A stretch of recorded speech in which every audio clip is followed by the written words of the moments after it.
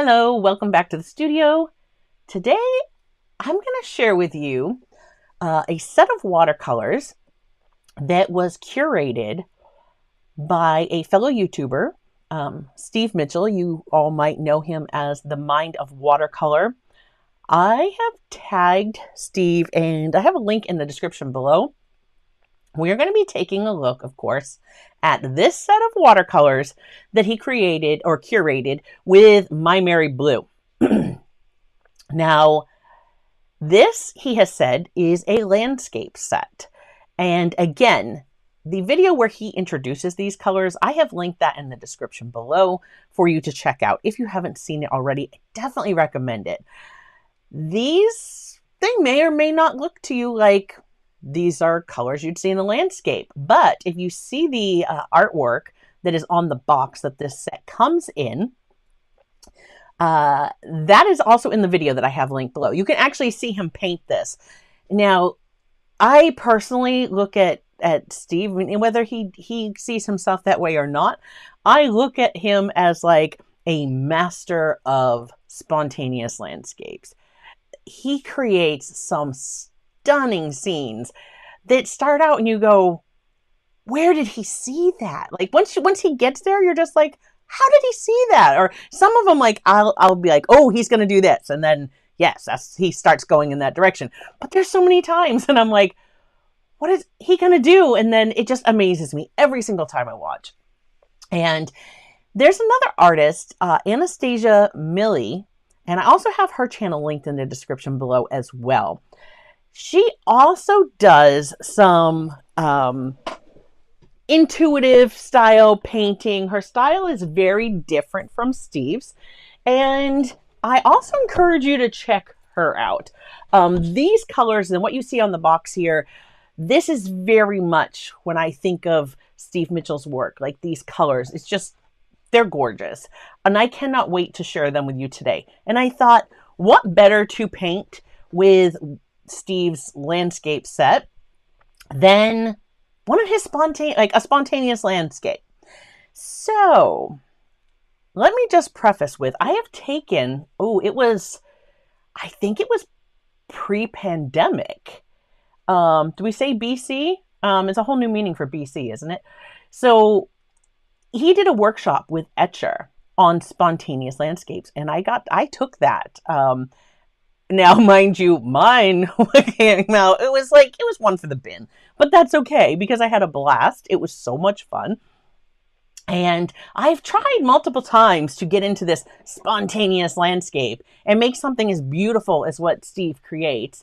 And I know it takes practice, but I haven't really succeeded. So that being said, we're just going to do it live today and we're going to see what happens. The other artist I was telling you about is AnastasiaMily. Now, if you are a channel member and you're connected to Discord,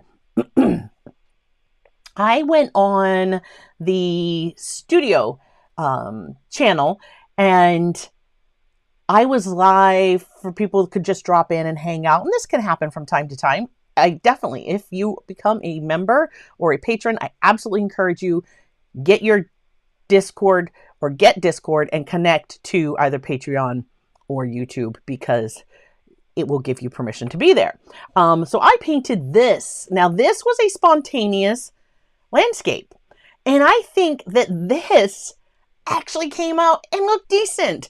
Now this style is very much inspired by AnastasiaMily. And if you see some of her work, you will certainly recognize that this was definitely, she is an Australian artist, and you will recognize that this is definitely inspired by stuff that she has done. I love her style. I absolutely love Steve's style. So we're just gonna start using some of his the paints in his set today, and we're gonna see what happens. So for this, I just started out with my sky, with clouds. And it just kept going from there, and this is where I landed. I kind of started doing a few brush strokes and let that kind of talk to me and lead me, through it. So this was testing a different set of watercolors that I got recently. So you're going to see this painting again. So it's kind of a sneak peek. Once I get that edited and posted to YouTube, you will see this again. So let me just share with you guys. This right here, this was my set up until this point. This was all of my Maimeri Blu colors, and huge thank you to Rob, who you all, if you've been around the channel, you all know Rob, who sent these to me to try out. And so I didn't pick these colors, Rob did, but I really do enjoy this palette. I've enjoyed painting with them. You can see I've definitely used some more than others. So that right there, I love it because that speaks to me and tells me these will be colors that I will want to replace in a Maimeri Blu palette. When I got the Steve Mitchell set, and let me just, I see her in the chat. Hello, Heather Bryant. I am so glad that you're here.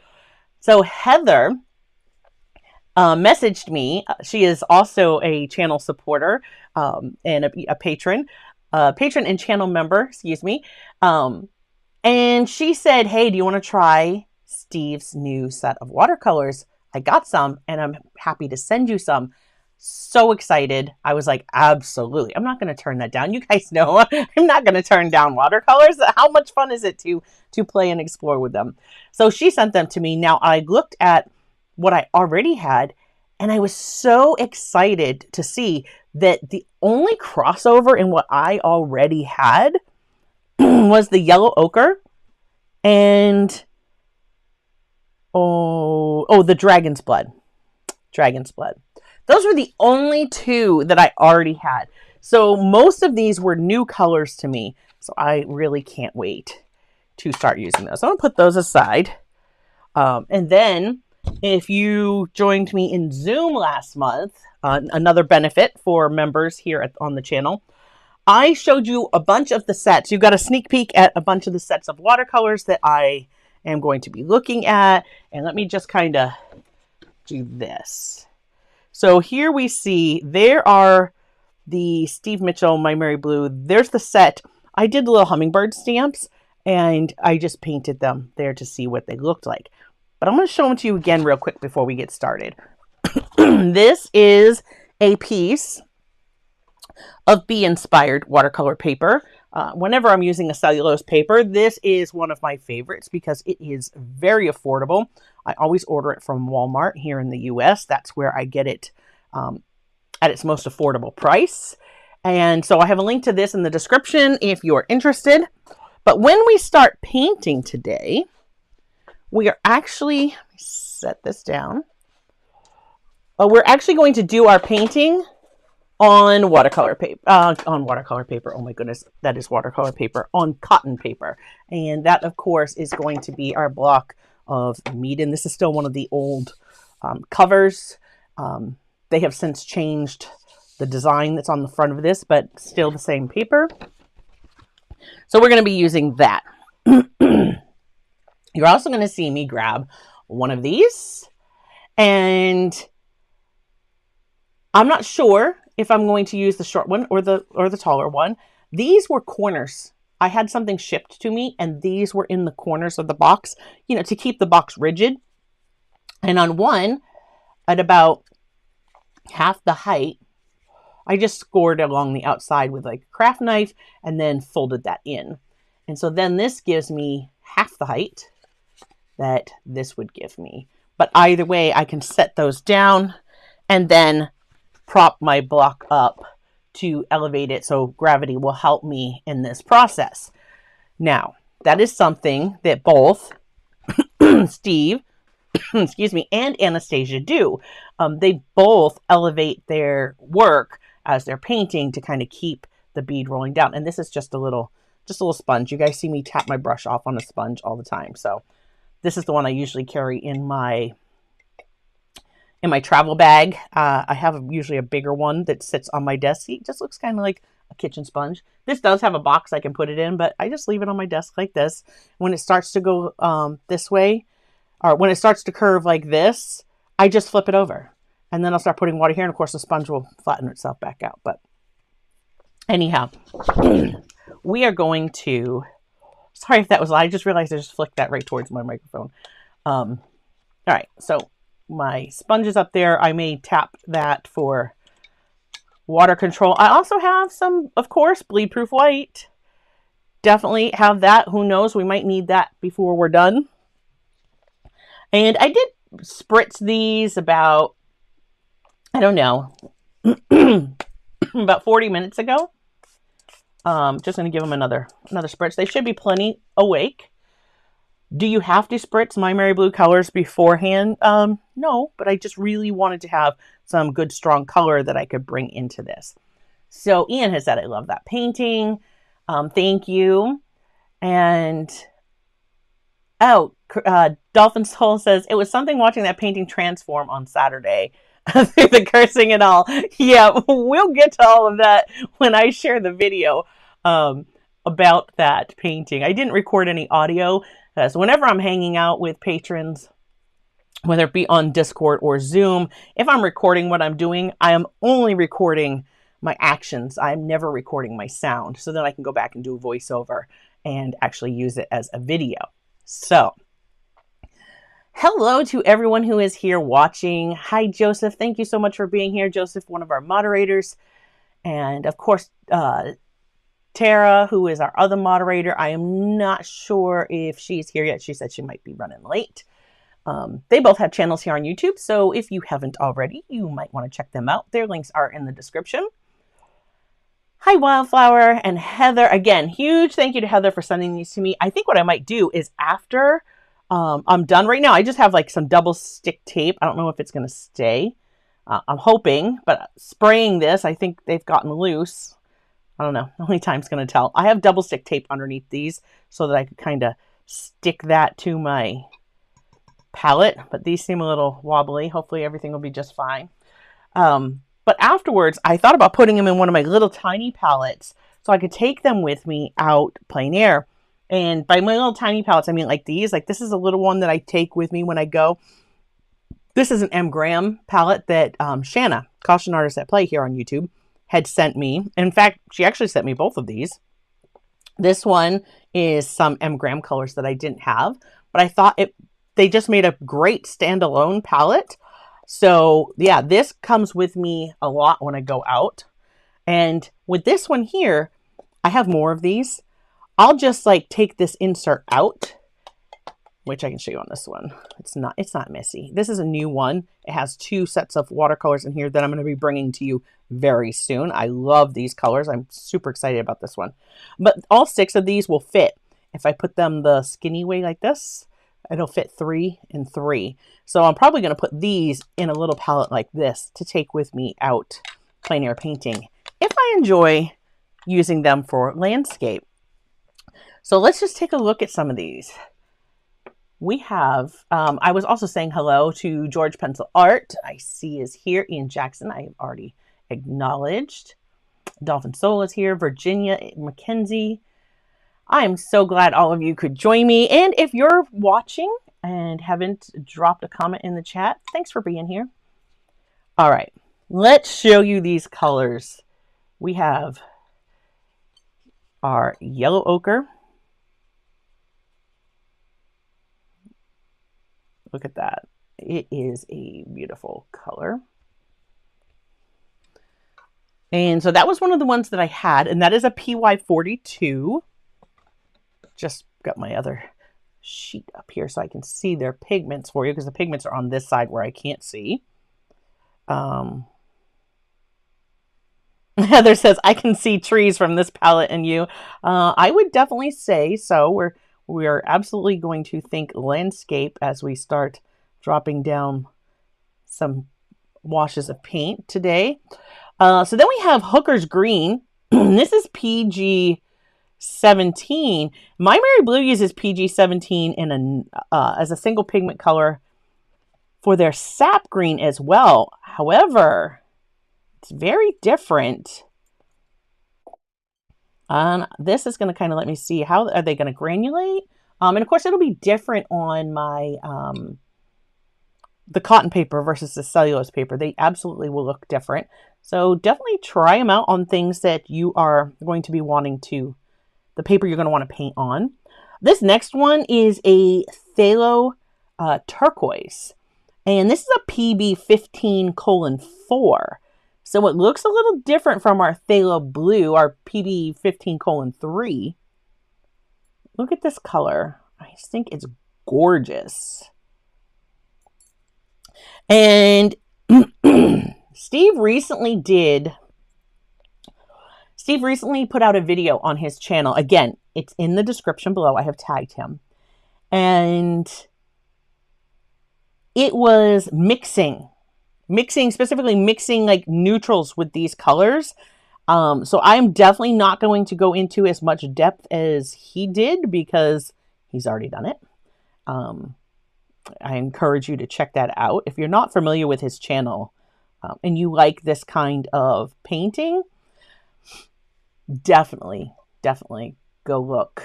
And you can just search YouTube for Mind of Watercolor and Spontaneous Watercolor, and you're going to find just a plethora. Now, this one that I just did, this is indigo, and indigo is NB1.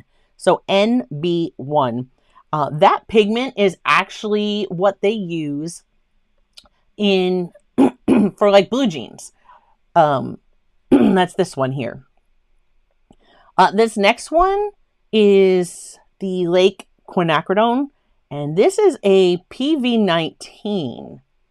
And look at this color. It's gorgeous. Okay, and then we have, last but not least, this is PBR 25. And PBR 25, Maimeri Blu calls it Dragon's Blood. The name alone, it gets me.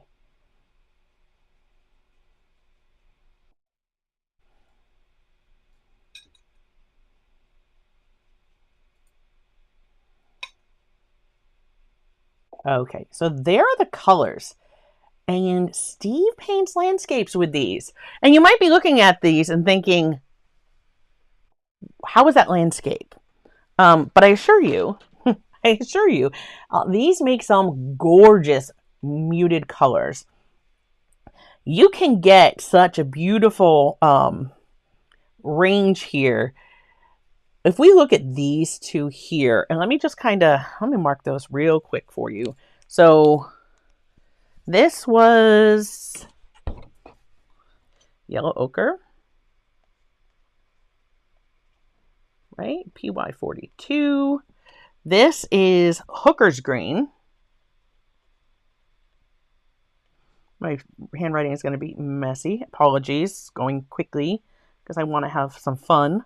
And spontaneous landscapes can take time. You have to be able to let parts of them dry naturally to get some really interesting effects. And so this is a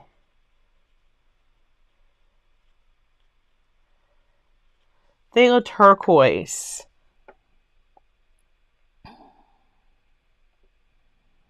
And where did I see? Right there. I agree. The phthalo turquoise is gorgeous. Then we have indigo. And again, this is NB1 indigo. And we have a Lake Quinacridone. And that is a PV19. And, of course, Dragon's Blood.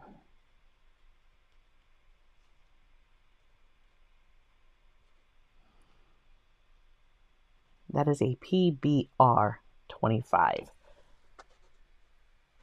This palette can mix so many colors. So many. All right, close that up. If we look at our phthalo turquoise,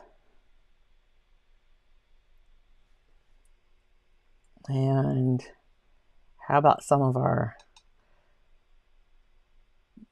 that is a quinacridone. I'm gonna ease back, but that is a phthalo. They're both gonna be strong. Let's mix these up and see. We get this nice neutral. Look at that. right? And of course you can sway it either direction, depending on if you put more of the turquoise or more of that Quinn Lake. But let's look at that. Looks almost a little similar to that indigo, doesn't it?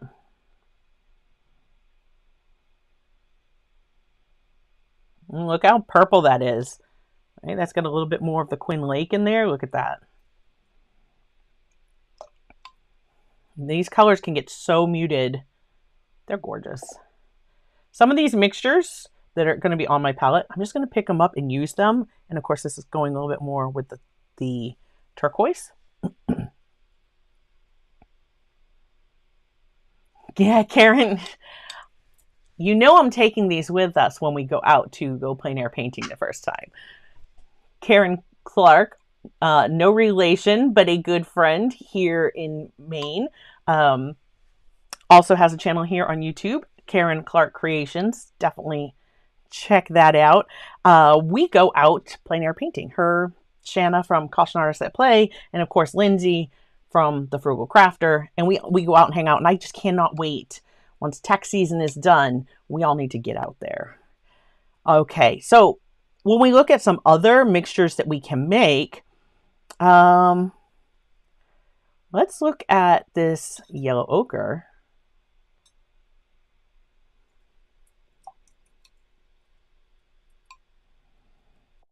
And the Quinn Lake.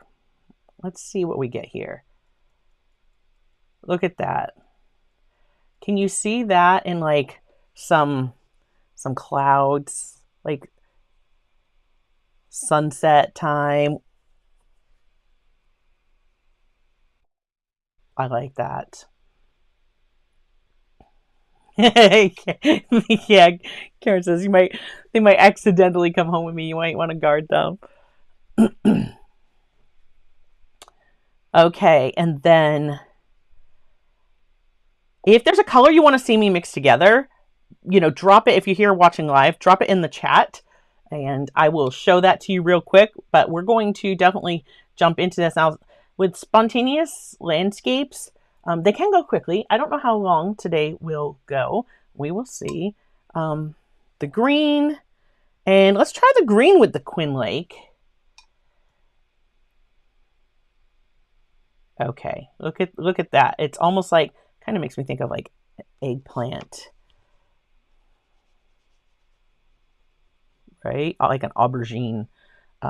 So let's go a little bit more Hooker's green. Of course, that Lake quinacridone is much more potent. Let's bring some more of this green over here. All right, look at how that just muted that right down. See our Hooker's green there? Look at that. It's like a green gray. You can certainly get some gorgeous neutrals. And again, I'm not going to go through all of the ones like Steve did. He has a video he just put out on it very recently.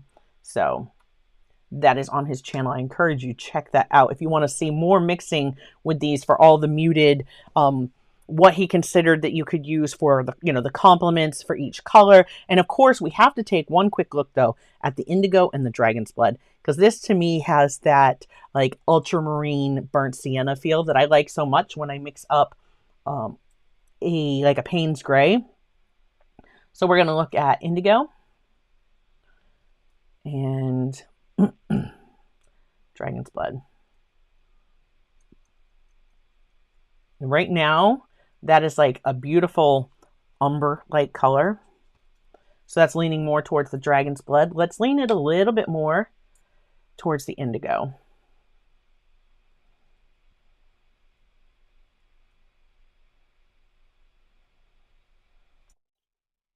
Look at that.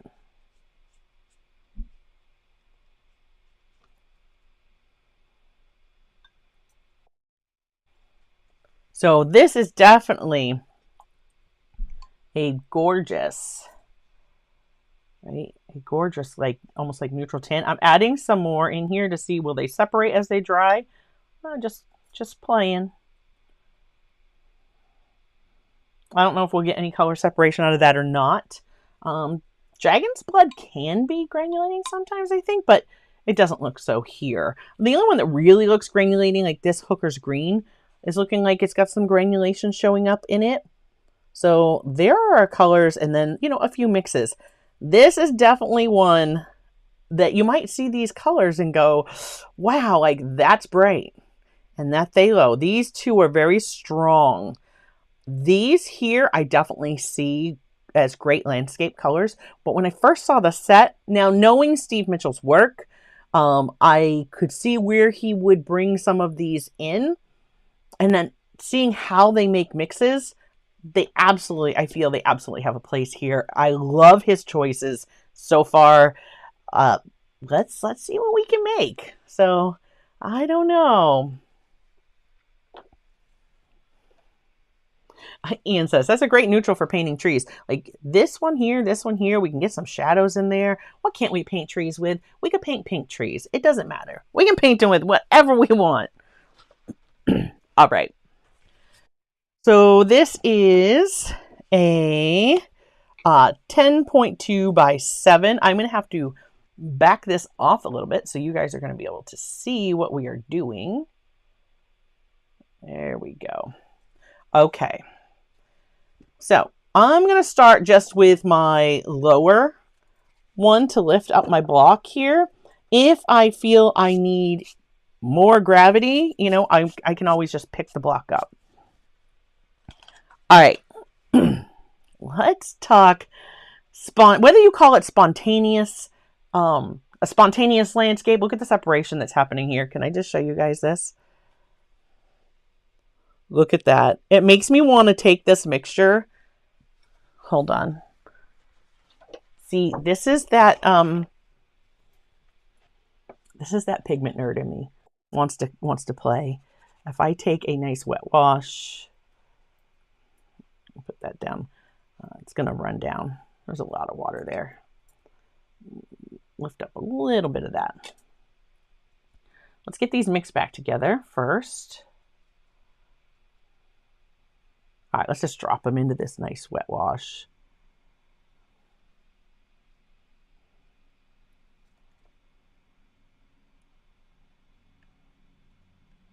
Let's just see if we can get them. We'll take a look back at this. Please remind me that we wanted to come back and look at this and see. I'm going to lay it flat, just like my palette was. There's plenty of water here, and I'm going to lay that flat so we can see, and that you can see that is a very wet wash. Will we get some separation in those as they start to dry? So setting that aside, just had to know. Inquiring minds, like, look at that. And I can see some separation in these colors here as well. It's gorgeous. Okay. All right. And we're back to this. So whether you call it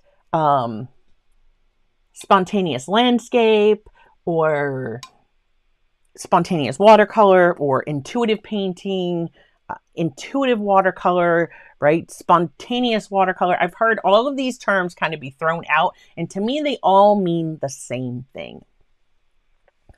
We're going to start by putting down either water or strokes of paint, and we're just going to start putting it on our paper and seeing where it goes.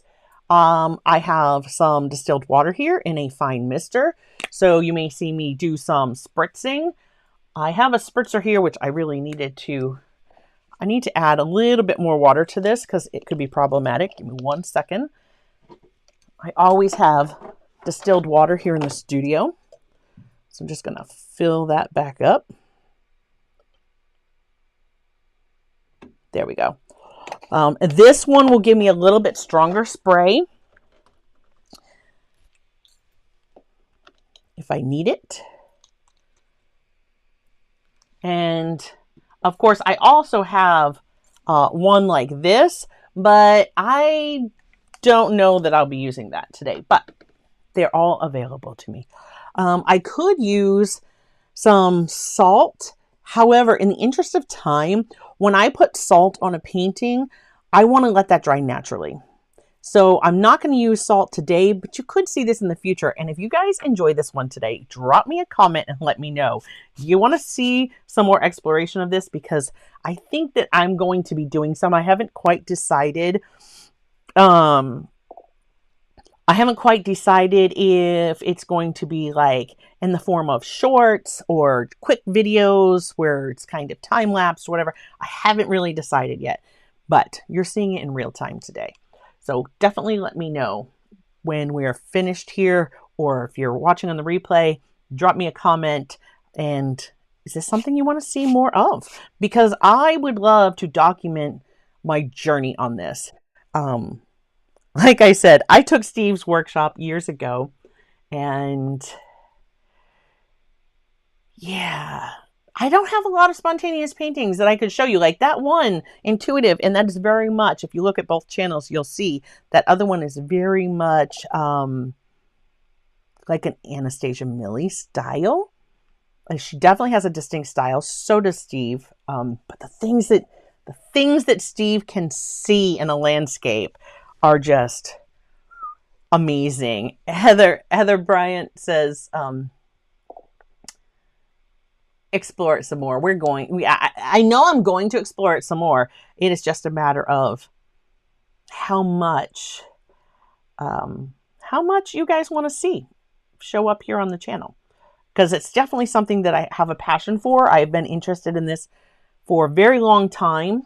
And 2025, after being sick, very sick the beginning part of this year, it's kind of becoming more about exploring things that interest me and just chasing that art exploration and where it can go.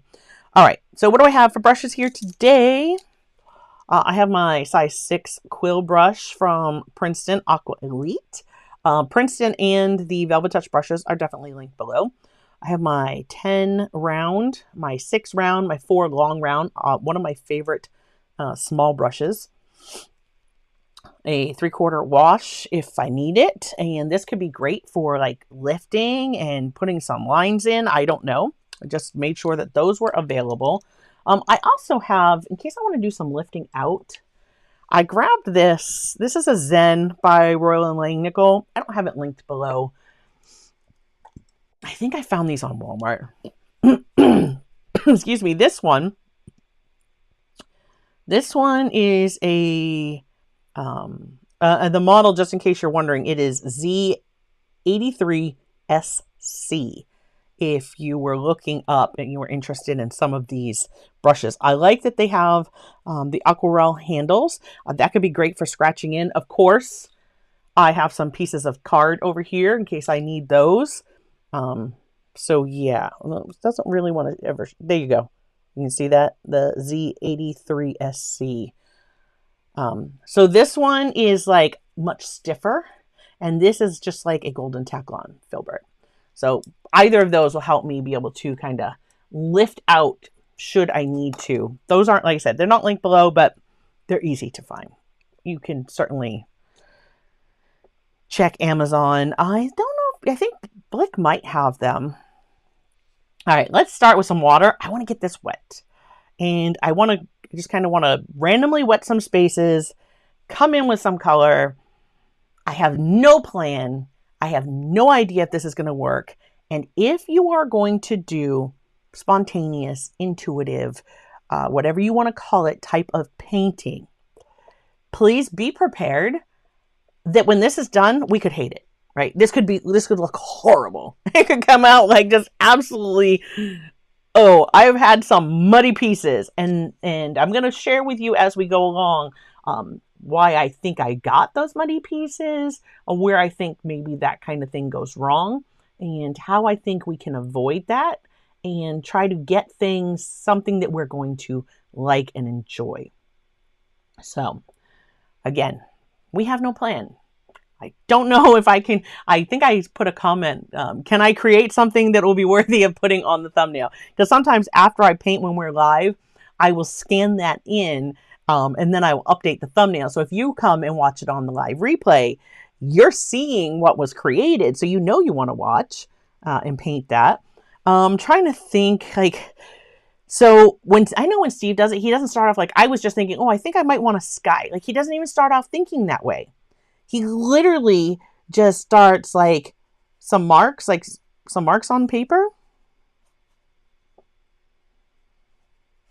Okay, here we go. We got some water. And I don't know if you guys can see the sheen, right? So we have some marks on paper. There's some water there. This blue is up here. Let's just use some of this because it's, like I said, I would grab some of what was mixed. And let's just like drop some stuff in here. Again, you don't have a plan. You just start off by dropping some stuff on the paper and see where it takes you. Ooh, how about clean out this brush? I'm going to use up whatever this was that we mixed. Like, I'm not even, oh, it was the yellow ochre and the quinacridone lake. Now that's got a lot of water in it. This brush can hold a lot of water. We're just going to throw some of this down. Right? Why not just like flick something on here? Yeah, if we get it on our paper, it's dry. We're just going to see what happens. All right. The brush is really wet. I'm just going to take that, tapping it on my sponge. And I think I'm just going to come over here. I don't think I want hard edges.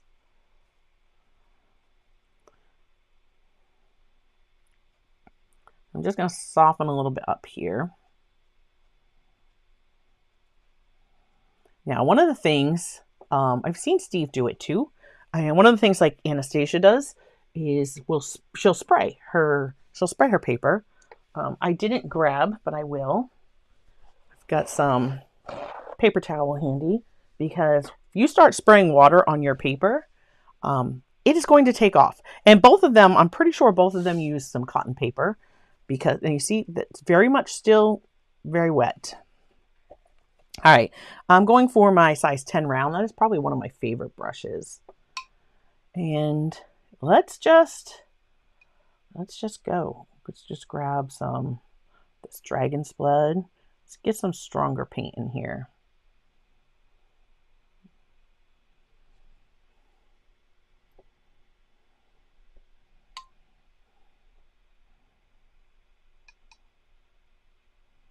I got the Quin Lake and some of this indigo. Why not?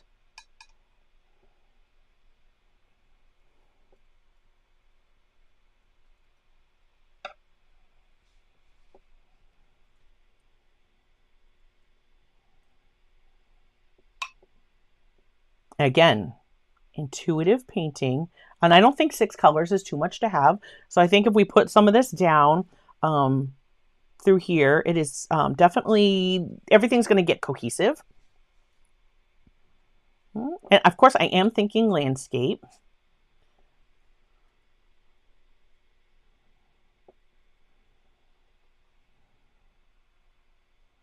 Let's get a little bit more ochre. And some of that Hooker's green. Now, I'm not really pushing this around a lot because purple and yellow complements, right? So they could do some things that maybe I don't want them to do.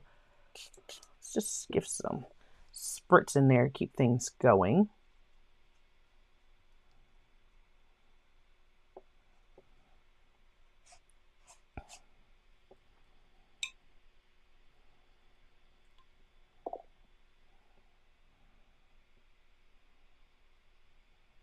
And now you see, I'm just kind of playing with colors that I have on here. So I'm not going to know exactly how much or what is, where. Oh, look at how I love that color.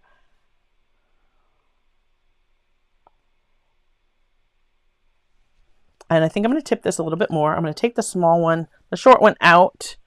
If I can remember where I just set the large one. I just want it a little bit more. I want things to run down. Give me a little bit more movement. Look at how things are just kind of like moving on the palette here. Drop some darker pigment in there.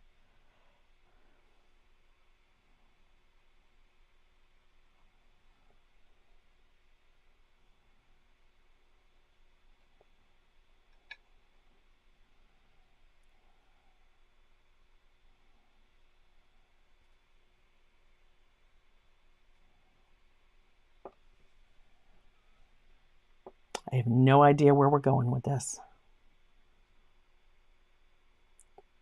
Dropping in some more.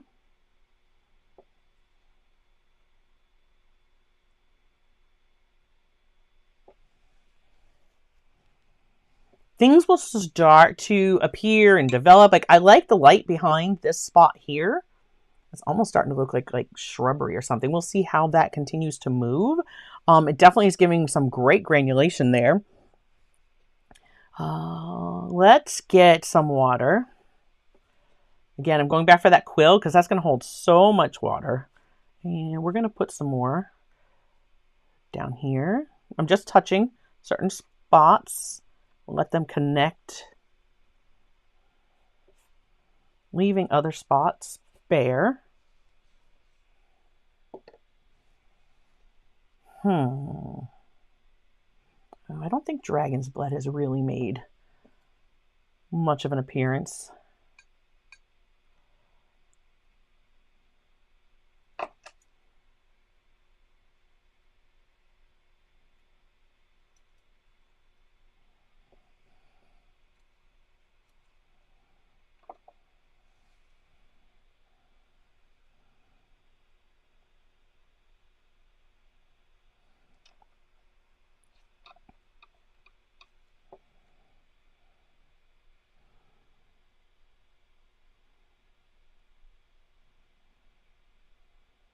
It's giving me almost like a burnt umber type color right there.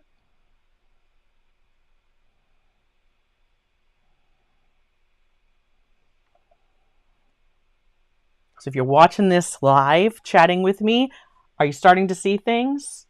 Are things starting to pop out at you? Just grab some indigo so I can make a really nice dark brown color. Drop some of that in, and let's go ahead. Again, I don't know. I don't know what these spatters are, where they're going to take us. We're going to find out. We're just going to put some down here.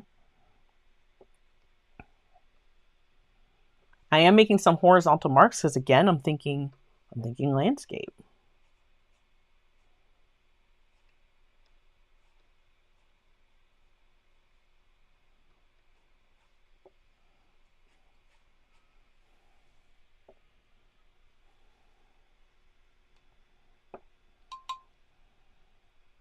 How about, oh, right, we don't have that turquoise, just like, we don't have that turquoise having a little presence in here. And I definitely want it to be, I want to see the colors in Steve's set kind of start to shine through here.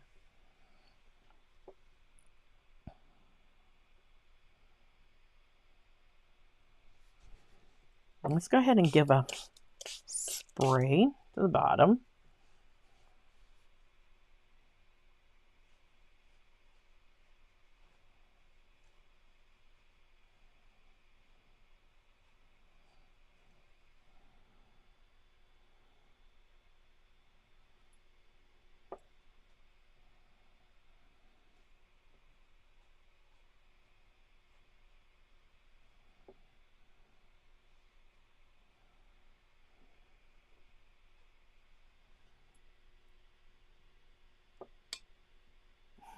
Dolphin Soul says, looks like a desert oasis. And we can certainly tip and let our paint, try to move downwards. We can also, let me just get this underneath here, right? We can see, let's see where that takes us. That's definitely going to add some texture into this. It oversprayed up here a little bit, and look at the texture we're getting up here. Let's give a little spritz up here. Now, this is going to react more because this upper part was already starting to dry. So we're really going to see those drops kind of do some of that effect like we would see from a salt. I'm loving this area.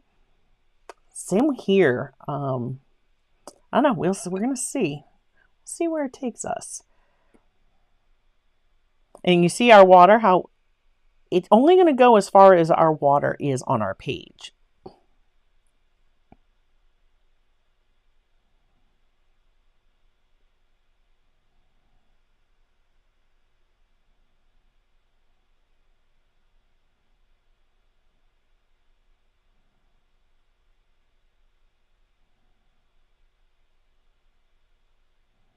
There's a nice, cool, dark brown right there. Just adding that indigo to that dragon's blood. I'm not quite sure. Well, I want to see this yet, but I'm thinking like, ooh, what if this was a tree? But where it's off on the edge there, you know, I might want to do something and have that pushed back. I don't know. We might need to let this dry. We might need to dry this and see what happens. Not quite sure here what I'm seeing.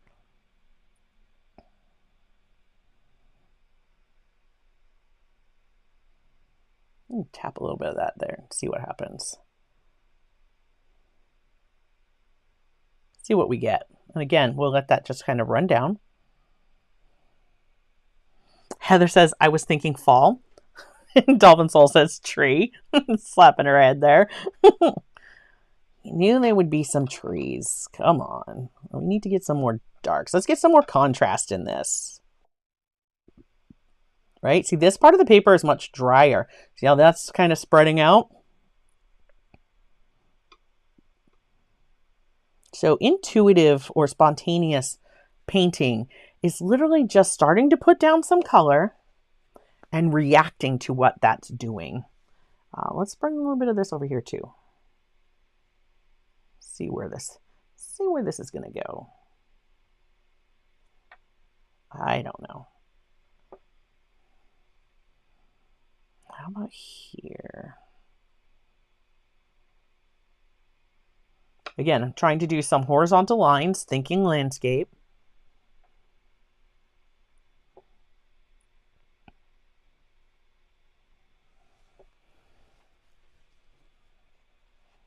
Okay. So at this point, we're just going to let it dry. We're just going to see what happens.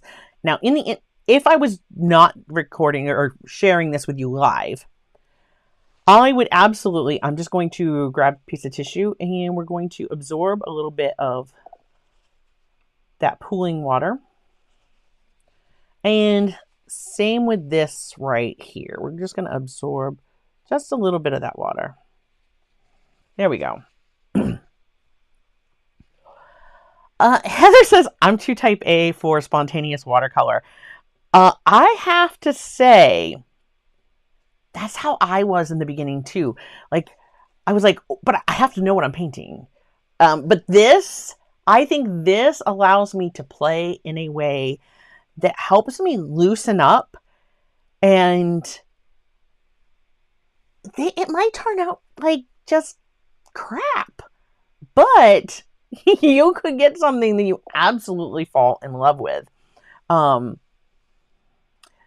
Virginia says, the dragon's blood reminds me of a fall bog.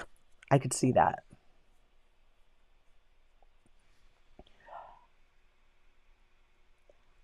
Yeah, I encourage you, right? And it's only a piece of paper. This is only a piece of paper. If this absolutely flops and fails, so what? It's just a piece of paper. You know, that's all I'm out is one piece of paper. But what I am going to learn, what this is going to teach me about my watercolors, I'm going to learn that, oh, when I put that PV19 in a mix, it's going to travel, right? Like, look at these that have PV19 in it. It's going to travel. One that I wasn't really expecting, this PG17 in that wet wash, look at that little effect that we got. I love that. That's why I didn't bring my brush back over. I didn't want to touch it. I didn't want to mess it up. Because sometimes those little feathery bits that stick out, when you let it dry naturally on its own, those will kind of fade and they'll just blend out. But that's not going to blend out. So learning that PG17, it can move a little bit. It gives me this gorgeous granulation in here. I really like that. So doing this can teach you so much about the colors that you're painting with. Again, we have a limited palette. We have 6 colors. Rarely do I put like 6 colors in one painting, but I wanted to see all of the colors that Steve picked represented here in whatever we create today. So this was so much fun. Yeah, okay, I just see that Thomas says, I see a challenge for Discord. Absolutely. If you are on the Discord server, I will probably put that out there for you to pick a limited palette. You can use the colors like this if you have them, or similar colors, or you just pick anywhere from 4 to 6 colors that you really like and go for it. If you have like the color cube, Sarah Renee Clark's color cube, pick a card that you like the colors on, pick those colors and play with them like this and just see what happens. You can paint a landscape. You could have pink trees. You could have pink and purple trees and it would look just fine because the brain goes, hey, there's trees there. Like I'm seeing like some shrubbery over here or something, or, you know, you never know what is going to happen. What's going to come of it. I think I wish I would have done a little bit more sky up here to actually represent a sky, but I'm fine. This is kind of like a vignette and that's all right. So what I'm going to do, if you guys have any questions about this process so far, drop them in the comments. I'm going to grab my heat tool and I'm going to give this a little dry. Now, let me just say, I encourage you at this point, when you I need to stop. I need to let this first layer dry. And as it's drying, I can look at it, see what's developing, walk away, come back. I encourage you, walk away for half an hour, even 2. When you come back, you're going to see things that you didn't see when you were putting the paint to paper. Normally, that's what I would do. I can't do that today because we're live. So I'm going to go ahead and just dry this here. So I'm going to mute you, but if you have questions, drop them in the comment and I will get to those as soon as I'm done drying this.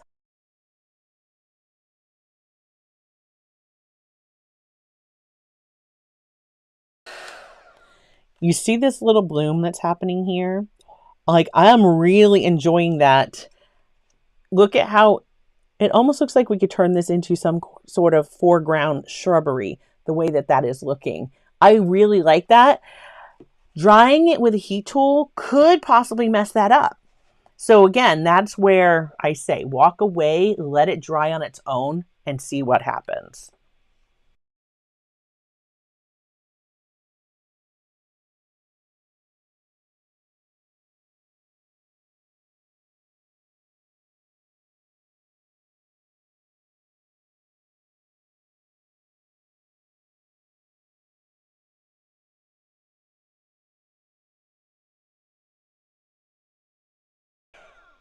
I absolutely love that wildflower.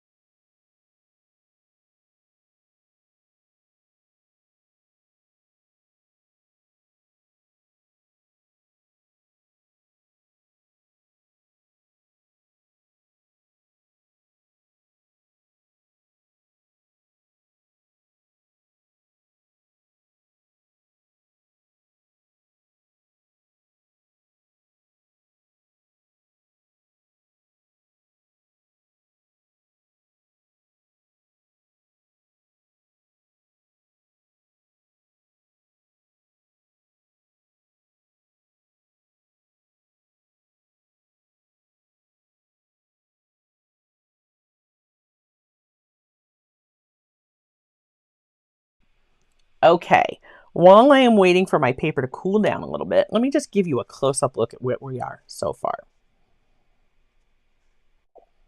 So this is the part that I think is really fun because I'm going to see things that are completely different to what you might be seeing watching. And that's okay. That's part of what makes this so interesting. There are many times, like I will see Steve do something like this, and then he's like, oh, and I see this stand of trees over there. And I'm like, okay, that looks like maybe there could be trees. But all of a sudden, he will literally, with lifting paint and adding paint, he's a master at painting negative space.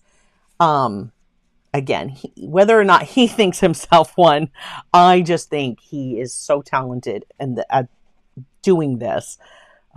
I only aspire to be as good as what he does. All right. So we're going to start. One of the things I think that he does that's very, that helps is he just picks a spot and he starts. He just chooses a space, and one thing will build off another as you go through. I have kind of an idea in my foreground. I love that this is looking like water here. This absolutely could be kind of boggy. I don't know. We're going to see. We're going to see where this goes. I really love this right through here. I don't know how much I'm going to mess with that. And look at, by spritzing the water, look at the gorgeous texture we got. So if you spritz water or put down salt, I don't know if salt would have given us the same effect, but this is something I would have been looking for if I put salt on this. But by doing it that way with the spritzed water, after all the sheen is gone and it's still wet, but it's just very dull, that is when your water, spritzing your water, will do this kind of effect for you. These things will absolutely teach you more and more of that, like what happens when you do these things. Let's see.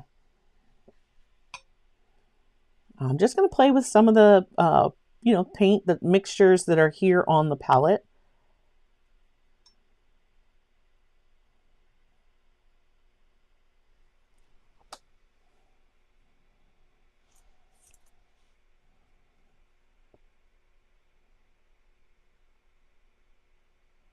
And I'm going to grab a tissue because, see, I don't want that to be that dark. For sure do not. All right, that's way back there.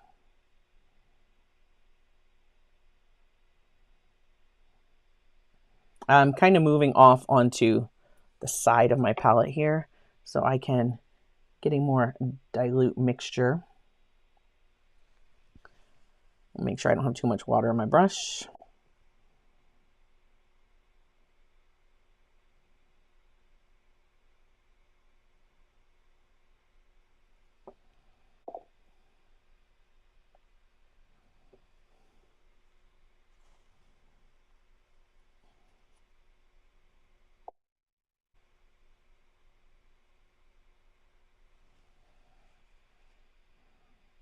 Perhaps in the distance we have some tall evergreen showing.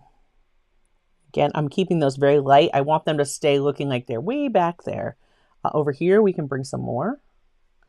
I'm looking like right here. Looks like, hey, we can make a tree out of that. All right.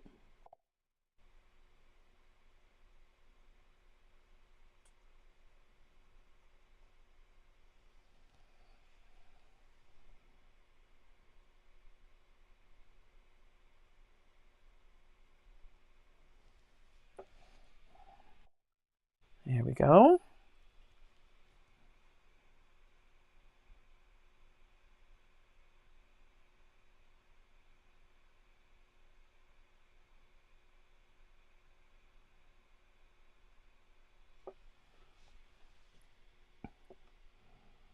Just wetting that a little bit more so I can dilute it even further.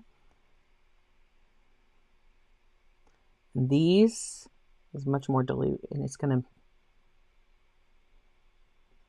kind of blend those in. We have a big stand of trees back there. And just like that, our landscape is starting to take shape. Okay.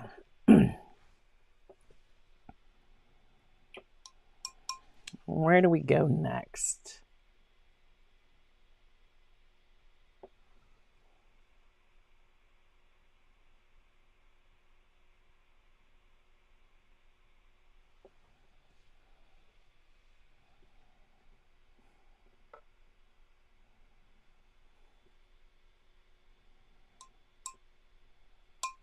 Maybe I'm going to take one of those stiffer brushes. Start with just that golden tack on. This is just a filbert it's going to be very, it's wet, but I'm going to get a lot of that water out. Look at how that holds. Look at the edge that holds.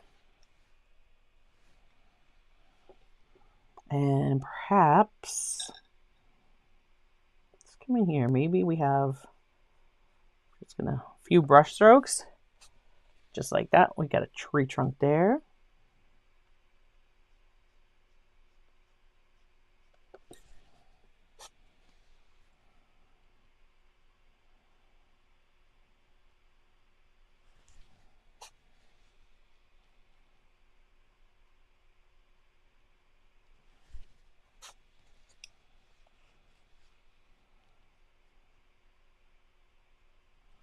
I wonder if that's lifting so easily. I'm wondering if I take my 4 long round.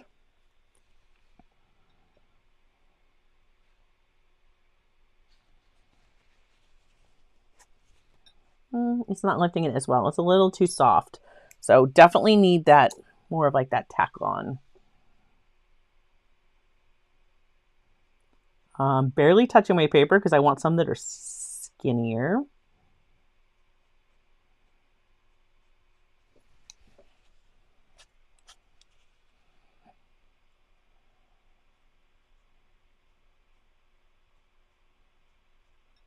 Again, this brush is not very wet. It is just barely damp. Just enough that if I go a few strokes over it, look, and we have all those trees back there. So now that we've set that, let's grab some more, turning this back. Let's grab some of this. I'm going to give just a light spritz. Okay, just enough to start waking up those colors, but not put a lot of water into them. I want some dark. Let's get some dark around these trees. Right? It's kind of help make some of those that we just lightened up really stand out.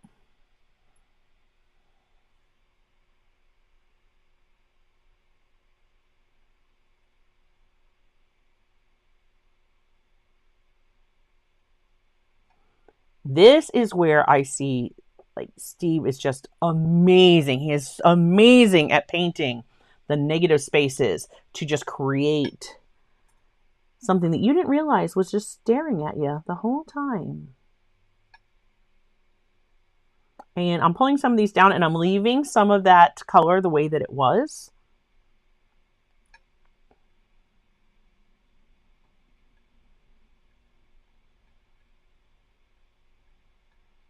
I was telling Lou, I was like, I hope I can use his paint, his colors that he selected. Obviously, it's Maimeri Blu's paint, but the collection that he curated. And I really hope I can paint something that does like what I think of when I think of Steve Mitchell painting, that it does it justice.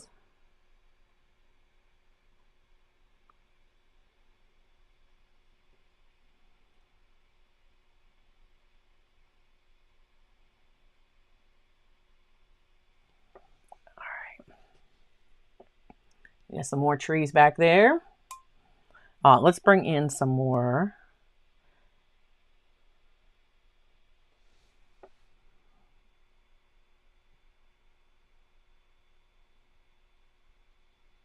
Right now, I am looking.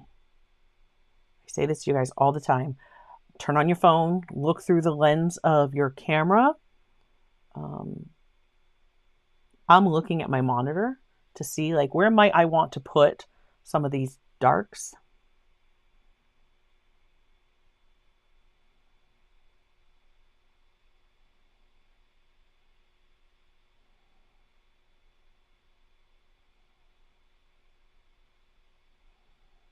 Kind of letting that brush just dance around the page. And now it looks like, to me, when I see this, I think, oh, look, there's more back here. There's something completely different right there that I didn't see before. Right? Like, we just created a whole other plane right there. I'm just softening the edge.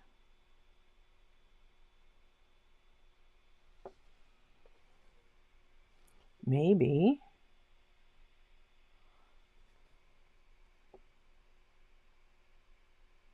maybe a few of these are like an evergreen back here. Let's get a few in.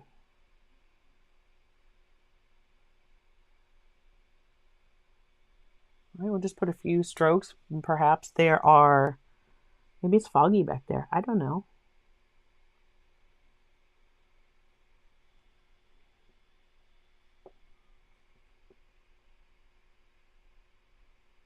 All right, if I get something down, I go, ooh, that's too dark, too much detail for back there. I can just tap that off. And I can also lay my painting flat. Right now I'm liking this angle just for looking at it, but you certainly could at this point let it be flat. You're not doing big wet washes that you want gravity to help you out with right now.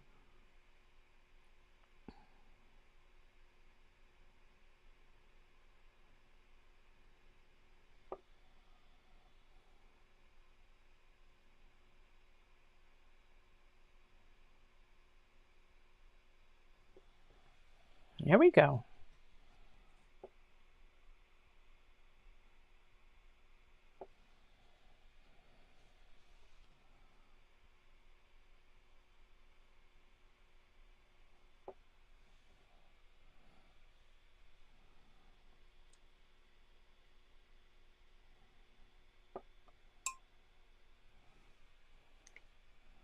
So right now I have a focal point obviously showing up right here, but that's not to say that we're not going to have others happening throughout. For back here, maybe let's just take some of this. I think that would be like a darker color. I'm going to make it very much, lighten it up a bit, a little bit extra water. But I think that this might,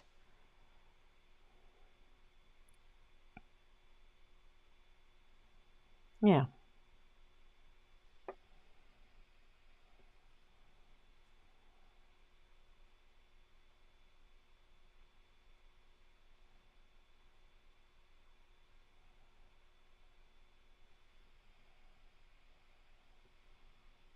Perhaps there's some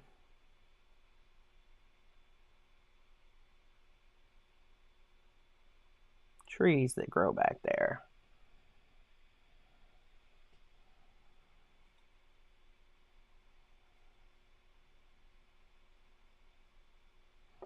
Just letting that brush kind of skip around.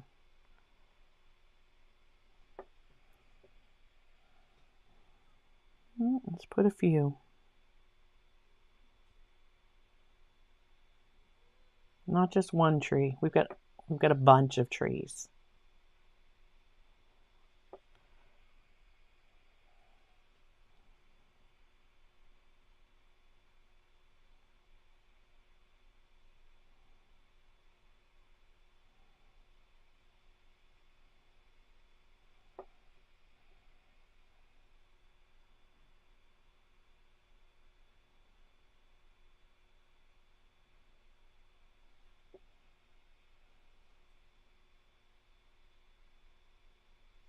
There we go.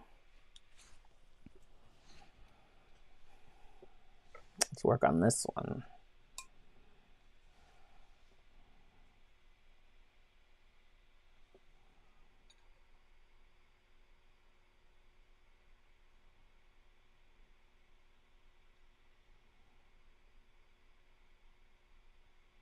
I think I'm going to give it a little mist. Just so that little bit of mist will soften some of whatever I put down.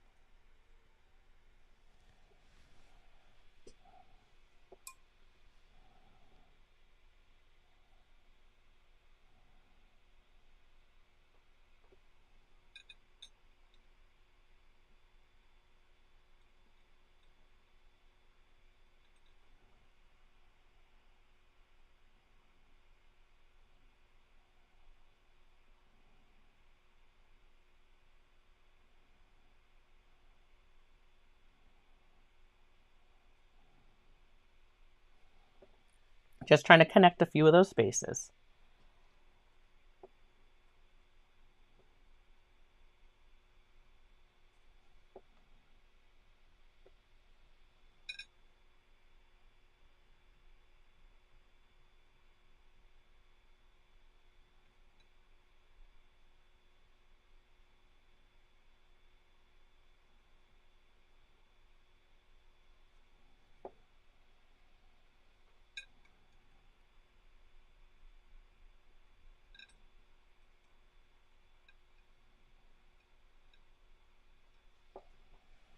There we go.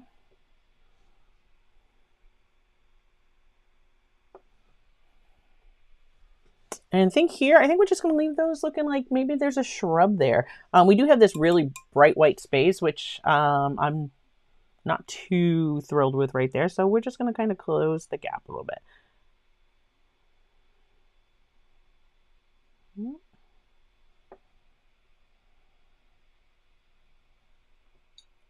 All right, what are you guys thinking so far? Are you excited to give this a try? Are you going to go down the rabbit hole like I did and go search Steve's channel and see?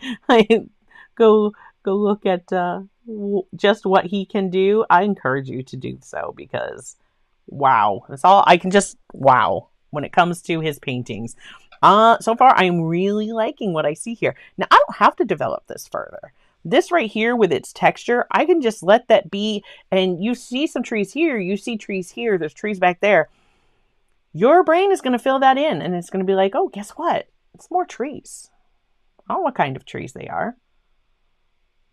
In my little spontaneous or intuitive little landscape here, they are whatever they are. I can, again, just come through and maybe put some branches in here and there. Maybe a couple trunks, make it look like, hey, I'm a tree and this is how I grow. I'm getting a glare. Let's let this one go off this way.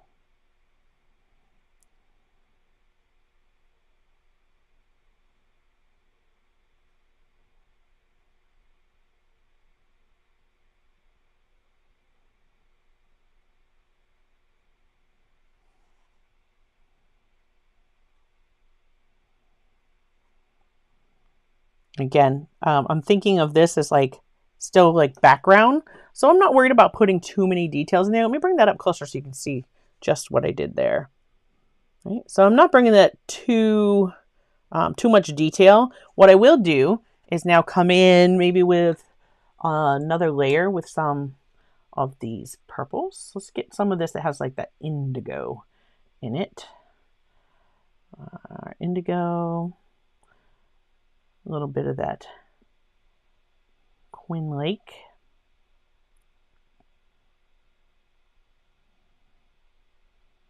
All right. Maybe we'll have, that might be, I'm just diluting it a little bit. Again, make sure I don't have too much water on my brush. And the reason I don't want to flood water into this space is because I don't want to do this. I don't want to create a bloom up in that area by putting too much water into my painting. And now I'm just going to take a few areas like where I made some of the branches come up into the tree, and perhaps right where they go back up in, we're seeing some shadow there.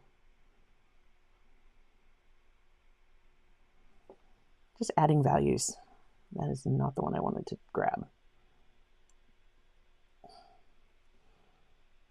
Grab the one that's over here.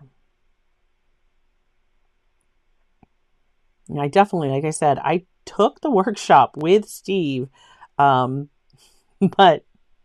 I have yet to create one that is like Steve's style that I go, ooh, I love it. I do have to say though, so far, I am enjoying this one. If you are, 2, I hope you will hit that like button if you haven't already. It definitely helps. Definitely helps out.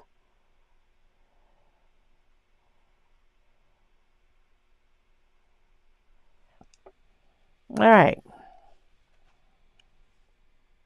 So we've just added some different values in there. If I need to come back in and maybe I need to put some highlights in, I can always, right, do a little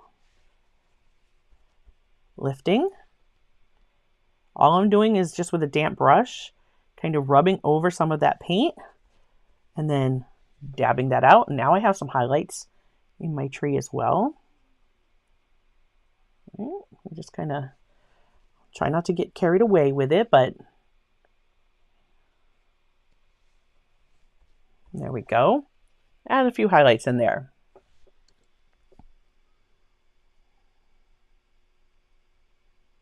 Oh, absolutely, Virginia. Yes, I agree. That's why I said, for me, Steve is like the master of this style of painting. He just, gosh, he does some amazing things. And I don't know, but if he should happen to see this video, I know he is a busy person, but if he should happen to actually see it, he's just been such an inspiration. And I am just so thrilled. I'm so thrilled to be using his curated set right now. He's done other curated sets before. I think he did one. He did one that was like a M. Graham. I think it was through a certain art shop. You see how I just darkened up my value there? Even though it's the same colors through here, it just pushed like where the evergreens are back, and we're bringing forward the stands of trees. So even though they're like the same colors, we're gonna lift out a little bit of that.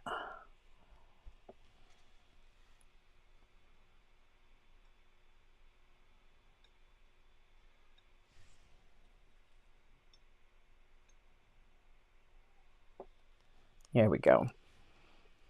Hi, Boo Peep. Oh, I'm still glad you could join us. All right. We need some more values here. I don't know exactly what that is. No clue. But we're just going to take what we have mixed up here. Here's some darker values. Let's just dabble in some darker values at the bottom. I don't have to know what this is. I absolutely don't have to know what this is, because you're going to look at it and you know what? Your brain is going to fill in missing pieces and add in some information about what you're seeing.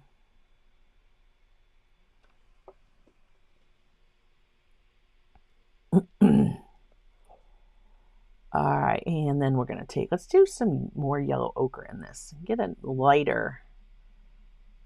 Still want green, but you know, lighter. And I'm just like, my brush is on its side. It's a little too much paint. I'm just going to dab a little bit of that out. And there we go. I want to preserve some of those highlights, some of that light color I already had. I just want to let my brush kind of skip around on the surface here. There we go.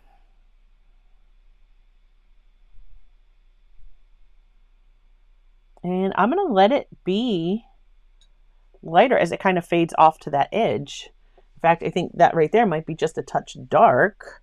I want it to just kind of fade off. There we go. I'll just soften that up a little bit. Just kind of fades off the side of our page. All right, like some of these, it is what it is. They're fine. A little bit of water. If that moves, then great. If it doesn't, that's fine too. Okay. But look how much detail we got there just by tapping in a few different values. All right, I'm just going to come into this where our purplish color is. There we go. Pick some of that up and we'll drop that in right at the base. A few spots here and there.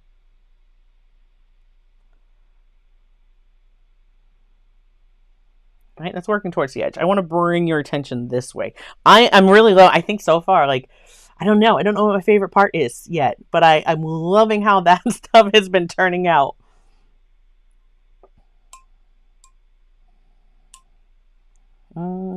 I think I just need some, as far as this goes, it looks like the ground to me. And I think all it needs is a little bit of texture with some contrast.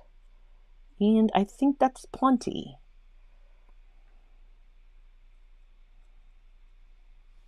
We can leave this soft if we want. You don't have to make every single part be detailed. We don't have to bring detail into every single other aspect of it. Let's shift over here. I'm loving this. I love it. I don't know how much I actually want to do to that because I'm afraid I'll mess it up. And I just like the way it's looking already. Maybe bring some of these warmer values over here because it's kind of heavy on this side and we don't have a little bit of that warmth from like that yellow ochre over here. So let's bring in a little bit more of this green.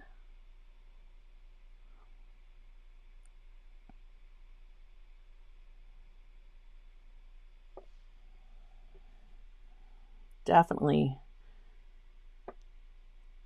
more of the ochre. My yellow ochre is getting really dirty, but that's okay. All right, let's bring some of this down here.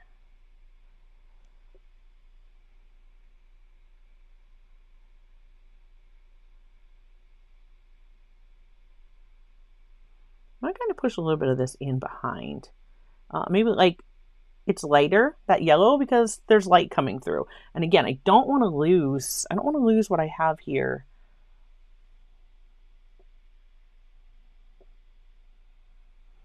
So you see right there on the very edge of the screen, I just thin that down a little bit.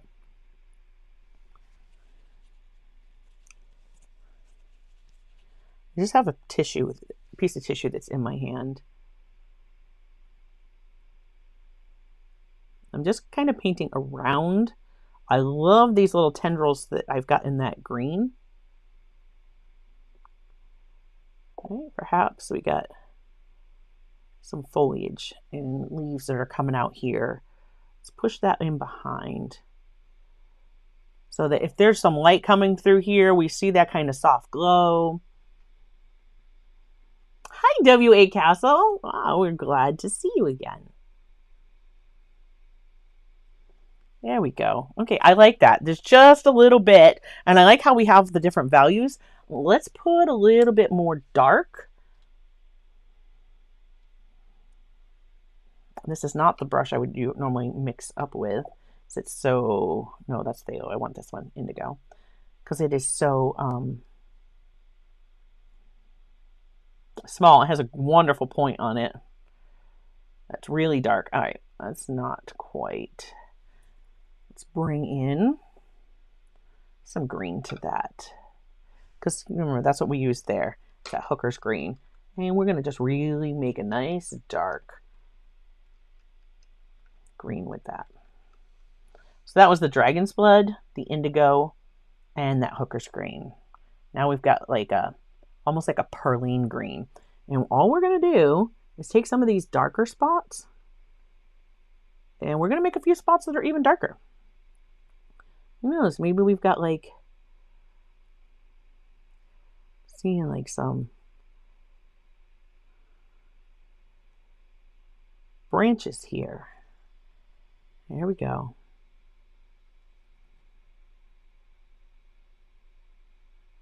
Maybe we got one or two that creeping out there.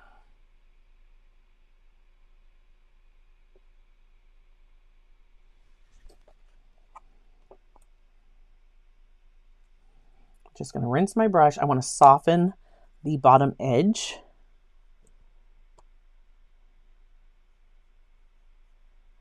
And just let those kind of blend down into where it's dark.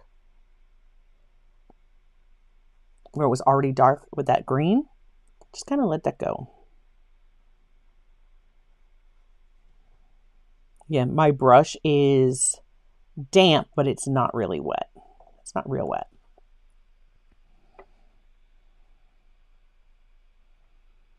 I haven't noticed any smell to these, but let me just also, I shared at the beginning that these paints were sent to me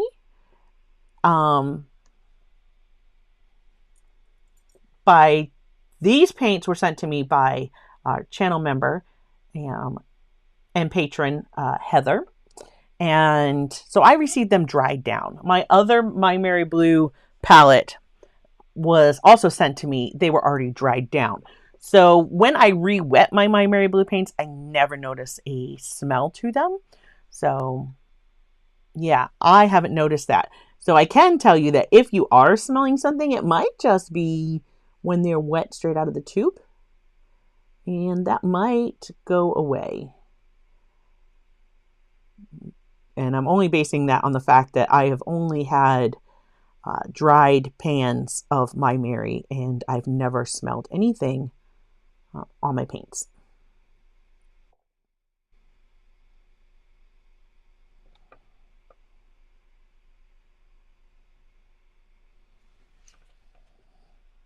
I don't want to get carried away with that. I want that to kind of let the detail just kind of fade out. Right? And let's bring a little bit more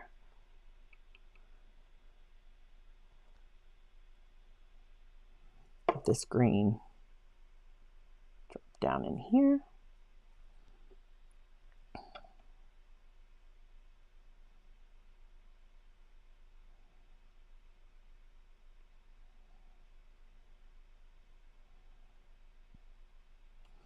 I'm putting this green back because I think it just kind of brings this shape forward. What is that? I don't know. Some other kind of shrubbery, I guess.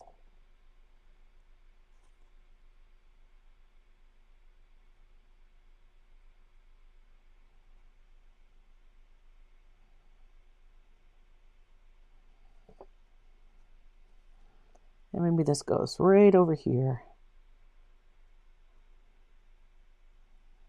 where these guys are. I don't think I'm going to get rid of all of that white space that was on the paper. The white of the paper that was showing through there. It's fine. Same with these up here. I don't mind white spots showing through. I think it adds to it. So I'm really liking that area. Let's do a little something with this here to kind of separate these spaces some more.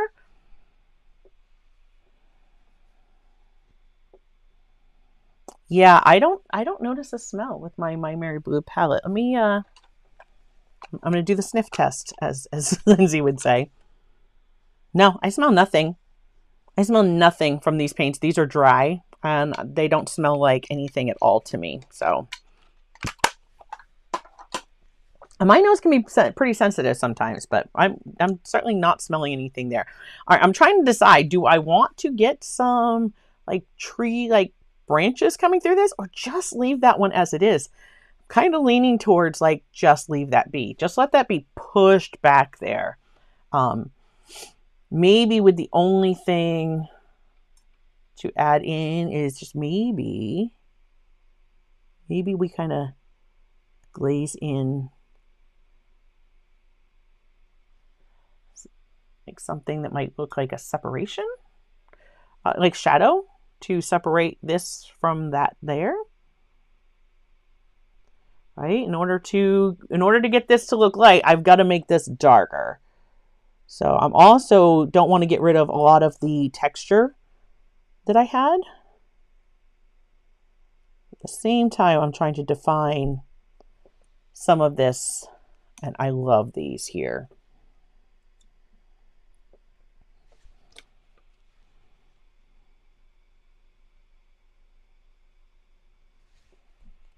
I have a little bit too much water in my brush. I certainly don't want to do that because it will lift out. See, it'll start to lift some of that paint. These lift beautifully though. If I were to dab onto that right there, it would just lift out such a highlight right there, and I really don't want to do that.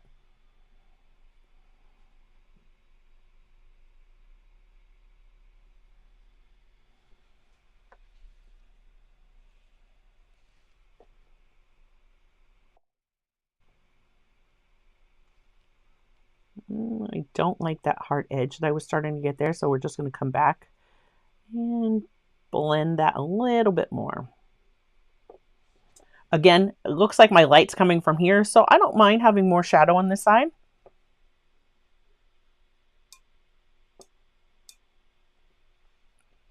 Well, there you go. Virginia was saying she noticed a smell with some, but not with others. So, and not with this set. So it is possible that it's certain colors that are giving you a little, I'll say, fragrance.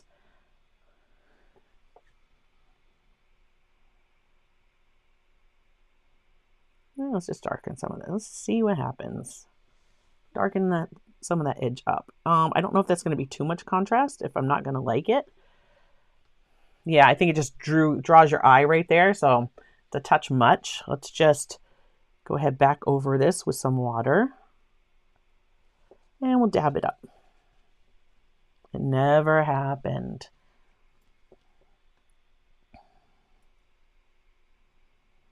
Now that there's plenty of water there, this will dry softer.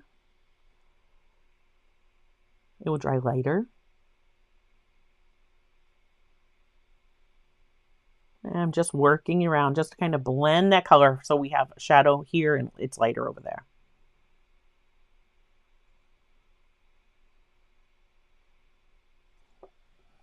All right, let's do the same maybe with some of that purple.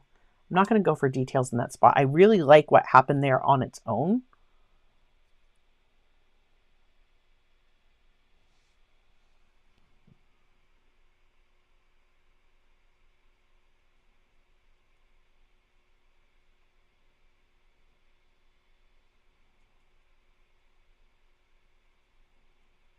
And again, I'm just continuing to work that towards the right side. I'll have less and less paint on my brush, and it'll get lighter and lighter as I go. When I start off again, I'll start off wherever I know could be more shadow. And then slowly just keep working my way right.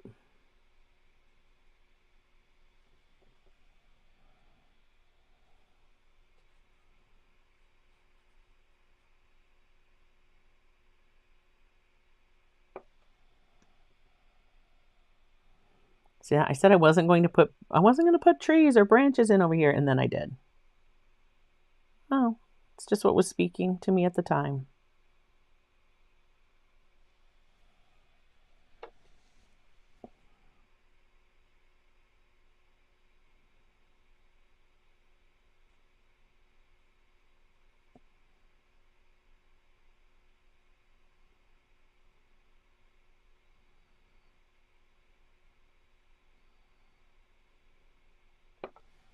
There we go. Just going to leave it like that. Look at how our background. I'm loving it. I'm loving it. All right, we got to do something with this foreground. We've got some separation going on. We want to get some separation. Certainly here, I'm like right here. I just want to put, you guys know what I want to put there, right? I just want to like throw in a big tree right here. Just right in here. That space. I don't like the way that wash was, and it just screams like paint a tree on me. Let's see. I'm going to take the Hooker's Green.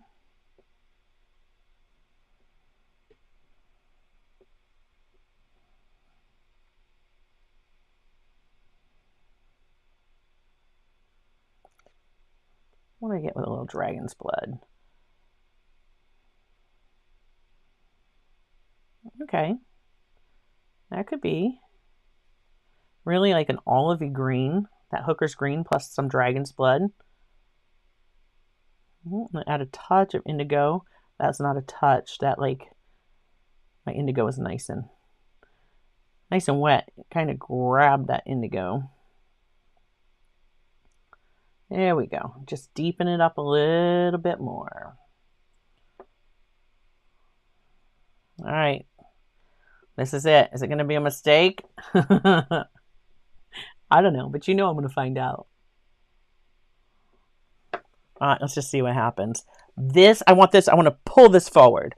So I really am going to want this to be, I'm not going to worry about like, oh, what a difference. And this is very wet.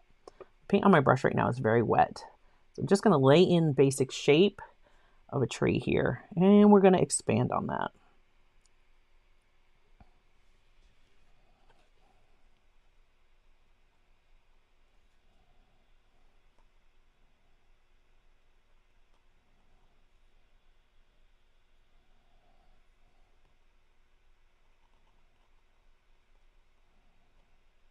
But you know, if I have one, he's got to have a friend. And I want to kind of soften this and let this kind of spread out. So we're just going to give it a little mist right on top of that.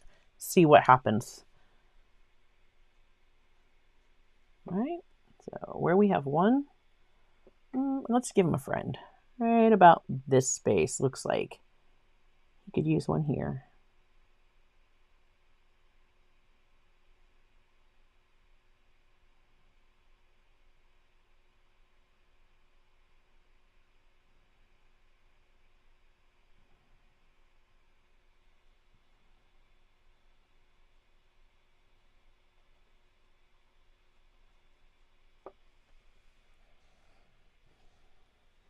I don't know. I don't know how I feel about those, but they're there now.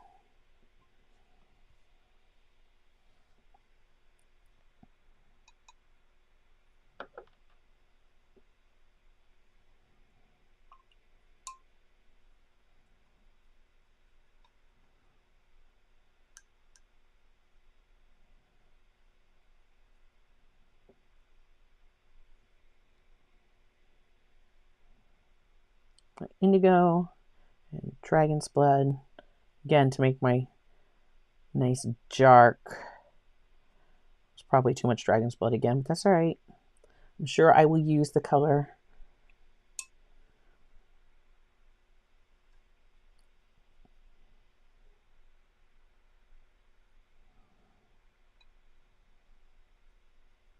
I just brought in a touch of that phthalo turquoise. I like that. And I'm gonna bring some of this over here with that green.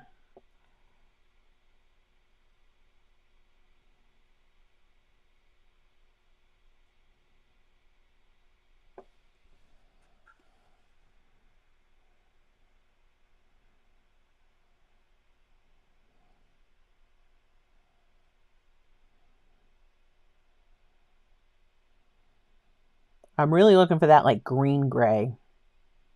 There we go. Because I feel like this just needs, and actually, I'm going to switch it up. I have my size 6 round in my hand, and I'm going to go to my 4.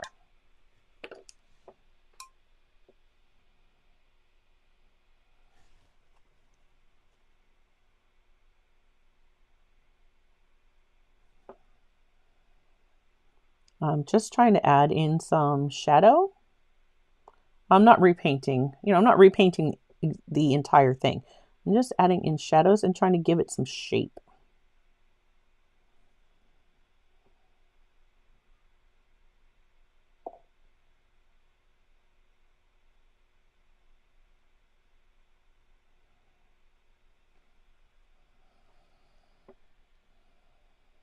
Oh, you are welcome, Wildflower. I hope you're enjoying it.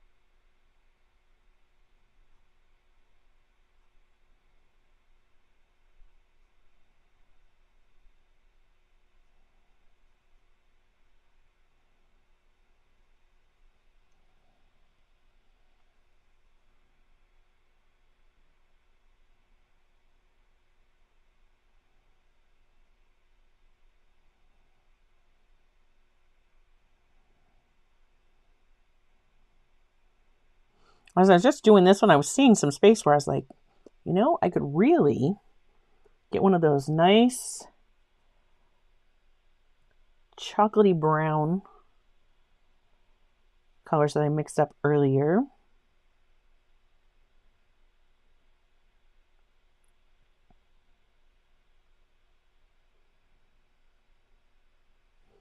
And let's put in, right, like some trunk. I think maybe we're seeing a little bit of the trunk through this one.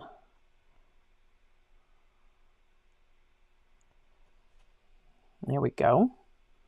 And I don't know how much it'll show up over here, but we can try to put some in on this one as well.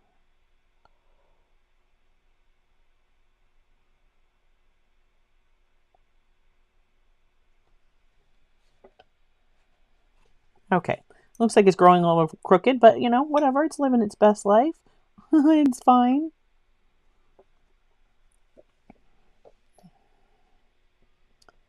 I have two. I'm not really thrilled with two. I'm not really thrilled with the overall aesthetic of these, period, but I think what I could do is if I really don't like it, when it comes down to the end, I could grab some, because see, I don't like how I've got like this like halo effect. I'm gonna have to do something about that.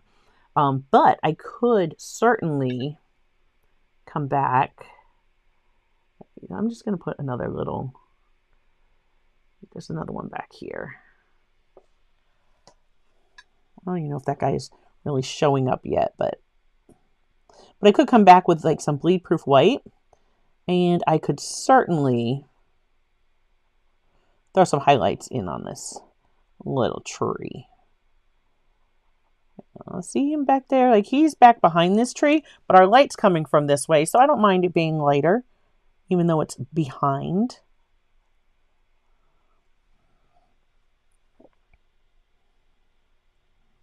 We'll just throw in a few marks. So there's something, oh yeah, there is another tree back there. What do you know? He lives right back there.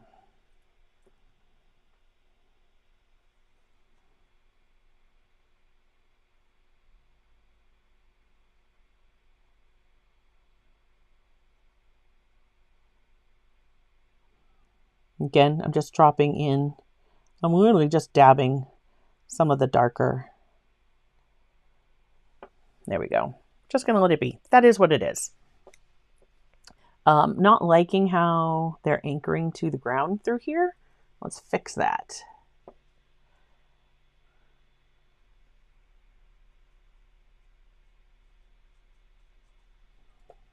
Again, don't need this small brush.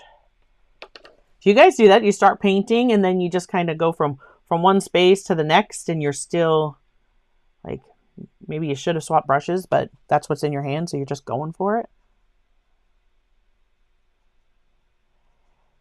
Yeah, we're gonna put some green down here.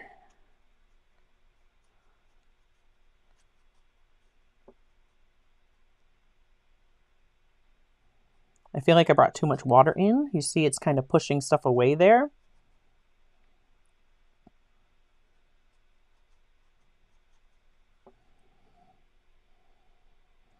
I feel like if this was water, we would see those trees reflecting, but I really don't want to mess with that. I just don't want to go there.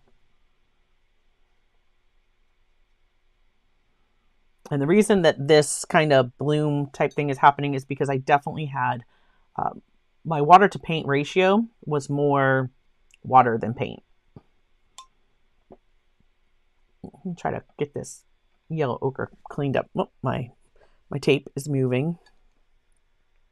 All my pans are still taped together, but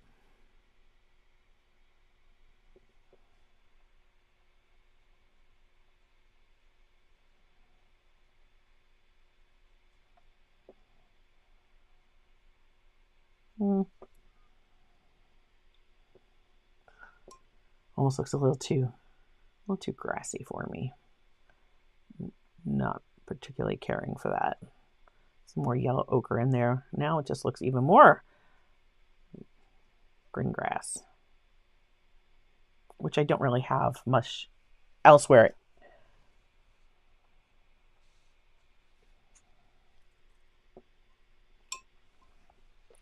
That's right.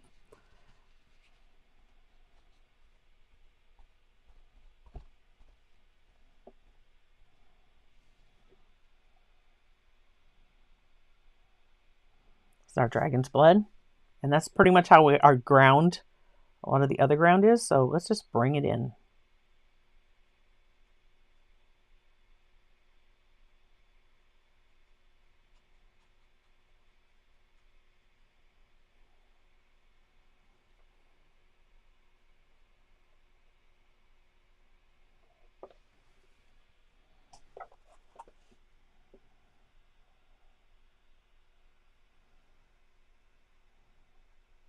This is plenty wet now. I'm just going to drop in some darker colors just here and there.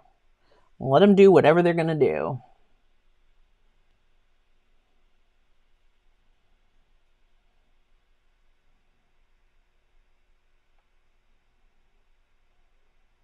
Maybe I'll end up with, something that looks rocky or something. I don't know. I have to let that dry and come back to it and decide what it is.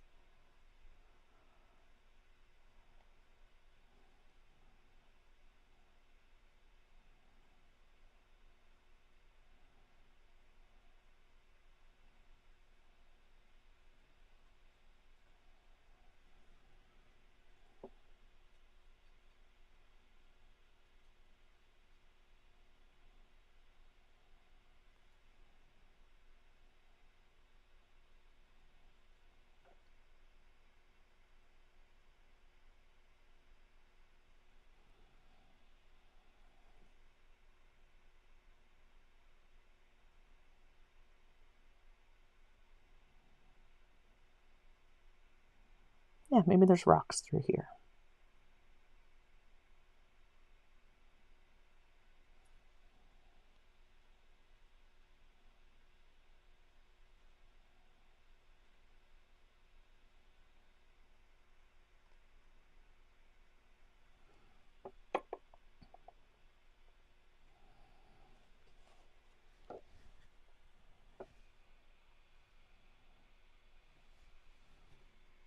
Who's ready to dive into this kind of thing? And who's out there going, no way, that scares the heck out of me. Remember, it's just a piece of paper. I had no idea if I would even like what I painted today. So, of course, I thought, what better thing to do than just go do it live?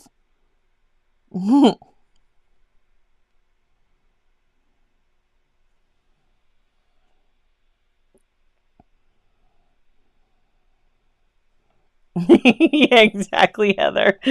Exactly. Heather says, I'm willing to try. That's excellent. I am definitely, if you are a channel member or a patron and you're connected to Discord, I am absolutely challenging you to give this a go. Grab your paints and let it happen. Share it with us. All right, we want to see it. The good, the bad, the ugly. I think what I'm going to do, because I really want to explore more of this, and if you guys are wanting to see some of that, I think I'm going to create a sketchbook. I'm going to make a sketchbook. I like to make sketchbooks myself. I think I'm going to make a sketchbook that is just for playing with this. Hi, Simone Mac. Thank you. Just doing a little dabbing there to take that out. I don't like this hard line, this dark. I'm going to flip this and see if I can't just, because I know these colors are lifting really well. So we're going to see if we can't push some of that. Just push some of that away. I don't know how it's going to work out. We're about to find out. I'm just going to push some of that dark down.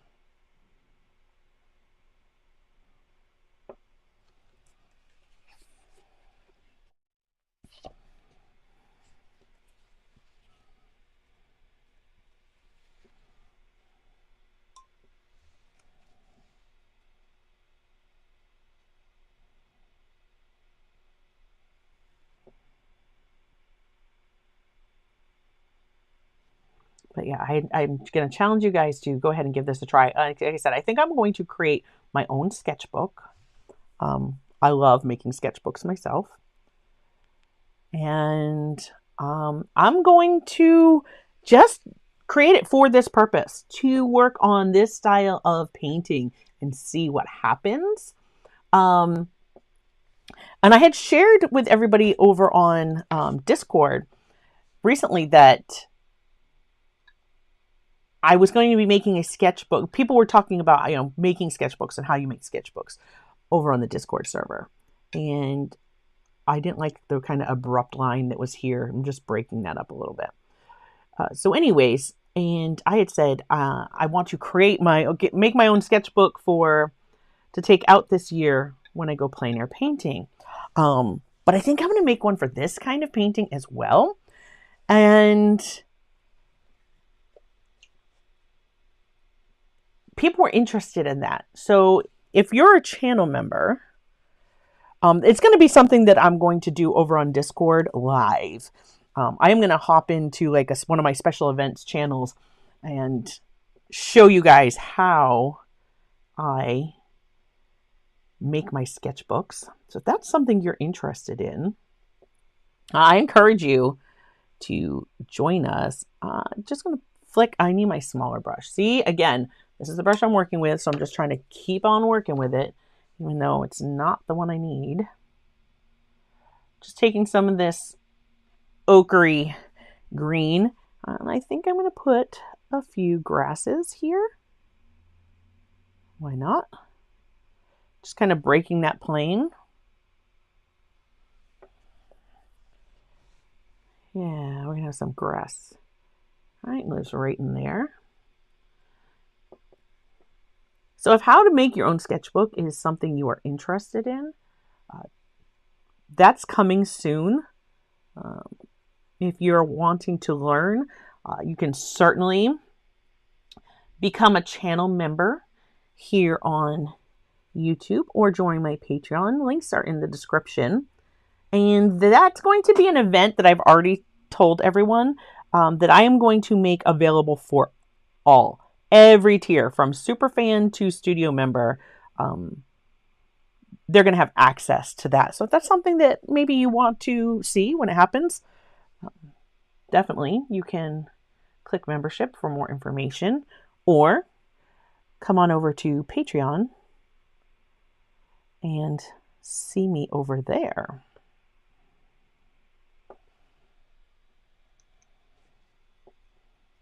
I was just trying to pull maybe some grass. Look like little pieces of blades of grass popping up over here. They're not showing up as well.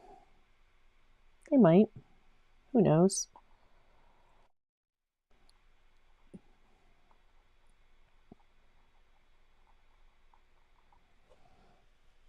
Okay. Yeah, I'll be letting everybody. Heather says, can't wait for the sketchbook tutorial. Do I know when yet, says the other Tara. I don't know, but it's going to be soon, because we are quickly going to be approaching weather where the girls and I will be setting our first date to get out there and paint. So I need to get it done. And I figure I'm just going to make both at the same time. So just watch over on Discord. I will definitely be letting you guys know ahead of time. I'll also be giving a list of supplies in case anyone is wanting to be able to join in and do them with me. Let's see. How about, let's make a focal point right here. I'm thinking, like, if this is water, that this is like our shoreline. And if that's the case, I love how we have this bloom here. Why don't we just turn that bloom? Again, I have no idea. This could be a mistake. I don't know.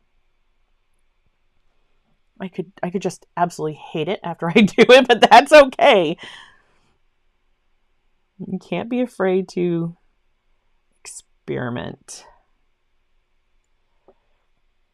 I think I'm going to just go that. I'm not going to go further. Just going to throw some grasses in there, and I think maybe like some cattails. If I had to draw one out, I would say maybe make it go up this way.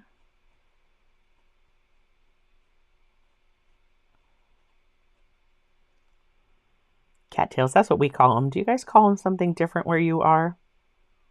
I've heard them called many things. They're like almost looks like a hot dog on a stick. And they usually grow near water or wet areas. This is very floofy, and I'm guessing it's like what becomes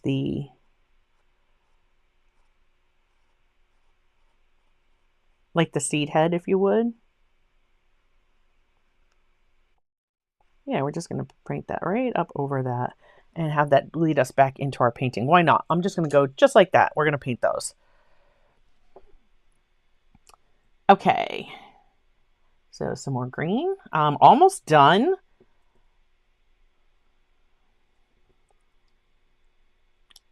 This is by no means, I mean, I was really liking this.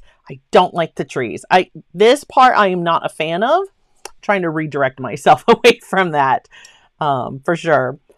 I have an idea right here. I'm seeing that white of the paper kind of oddly. I think I'm going to do something in this space. We're gonna bring some life over there, I think. But we are almost done. So we'll probably be a few minutes past 5 today, but not too long.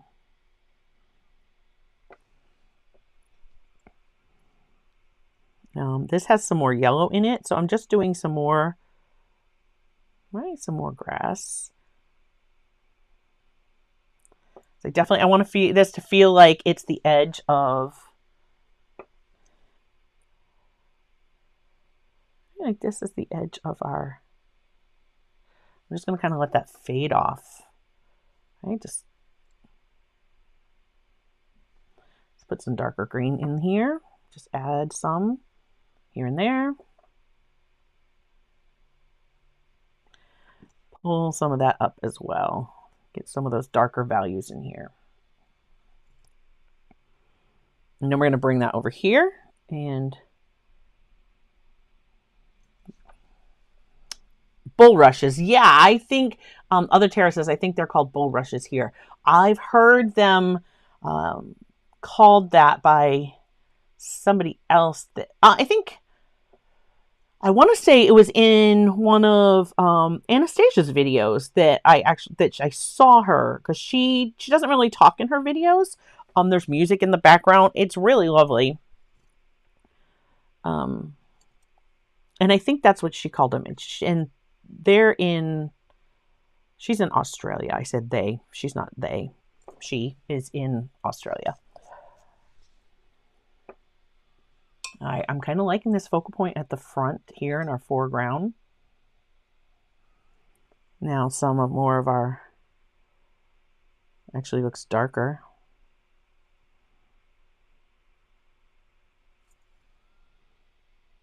Grab that yellow. Get some lighter grasses back there too. That was too much water.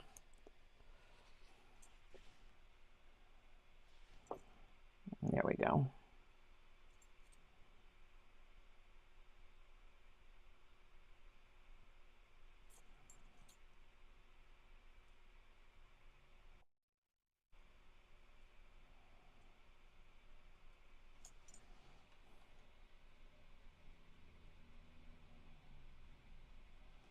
We're just going to bring this in right here. It's going to soften that edge. Clean brush, get most of it dry, and just blend that edge out.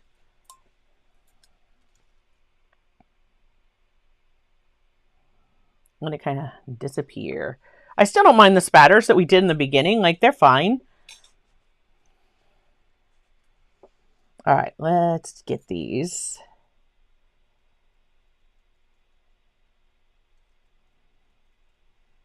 I want it darker.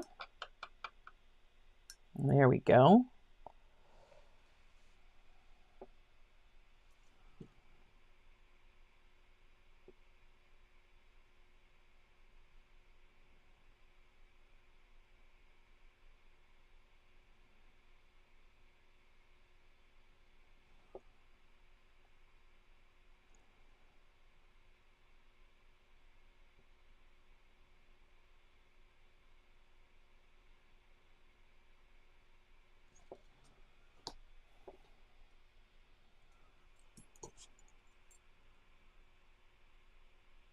And it's funny because I look at this and I think Steve. I look at this and I think Anastasia. And I'm like feeling like there's a little bit of a blend of both that I've been watching and learning from over the past few years. But again, I just have not had the time to really explore this technique as much as I have wanted to, or, you know, this style, this way of painting. And I really want to explore some more and see, because it is just, to me, it just feels like pure raw creativity.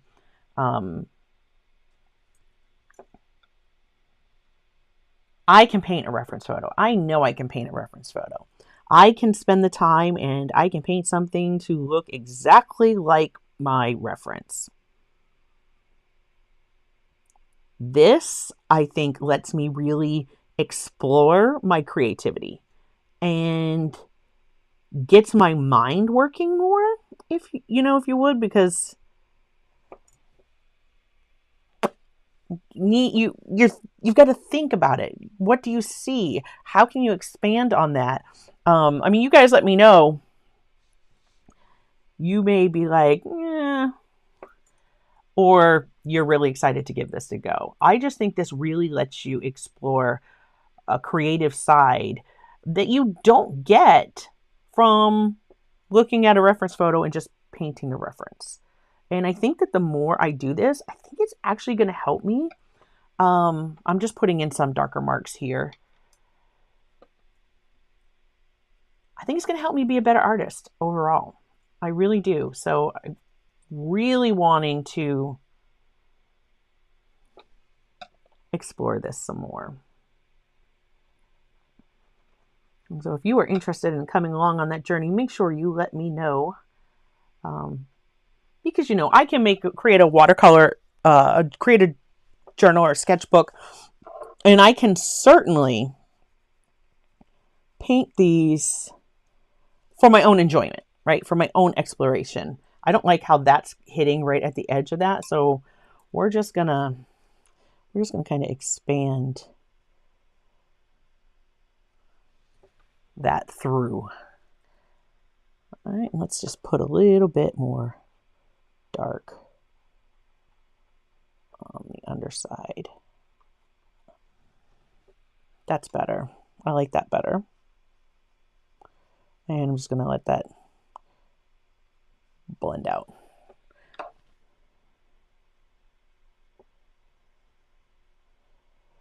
I don't want to get into that light spot. I like having that there.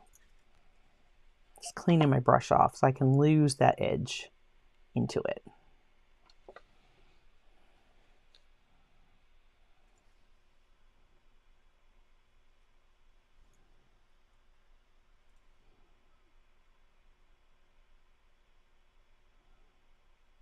I think Lou's down there making some chili.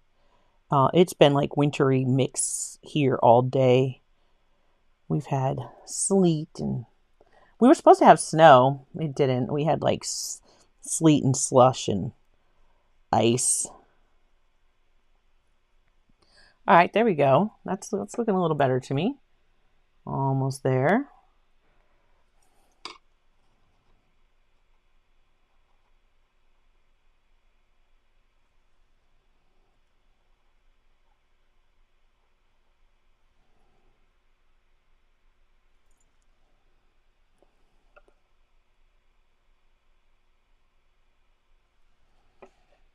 How's that? This is kind of looking like a little reflection. I mean, we're not having all the colors that we see up there down here, but I don't dislike it. Okay. Now, I told you I had an idea for right here, because I don't like, let me bring that in closer. I don't like the shape of this part right here where the white is. However, what do you think about? Think of our foreground. I'm gonna take my bleed proof white.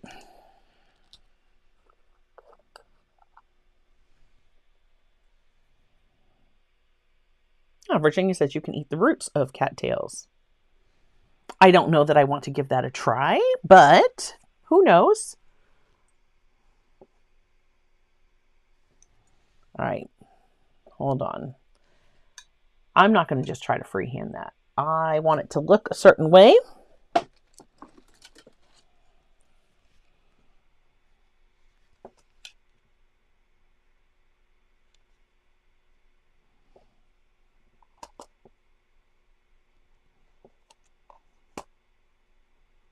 That will probably work right there. No, maybe this one.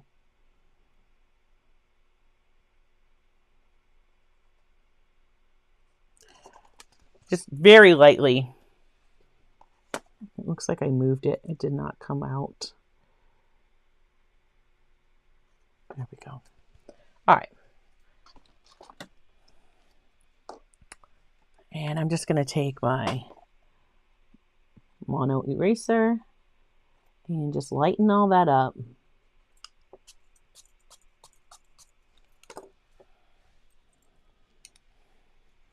Just taking my bleed proof white, which of course wanted to dry on my brush there.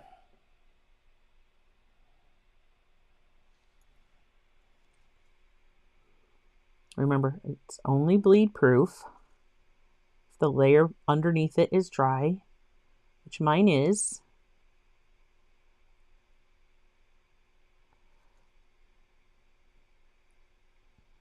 You can do this with white gouache.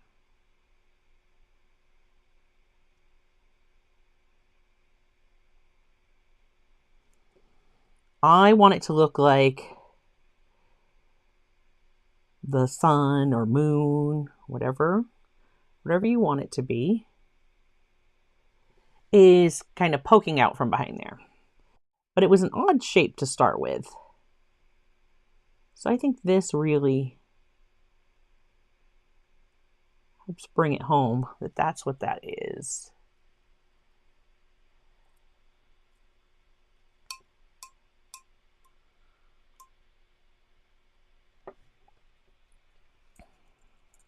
All right, just clean my brush and just letting it be damp. So because I want to just kind of blend out this edge. I want to lose that edge. I want it to just kind of look foggy and misty. I guess those make frosty. It's the word that was trying to come out of my mouth.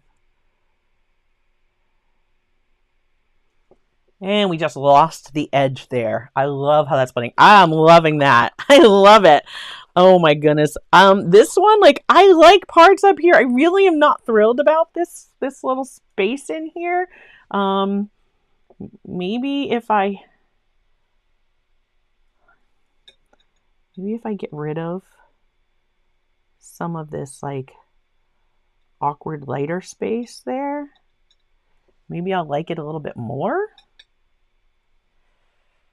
Because I'm not digging that.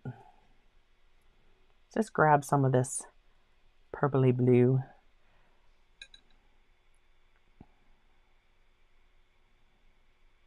Do some negative painting around that. Get rid of a little bit of that.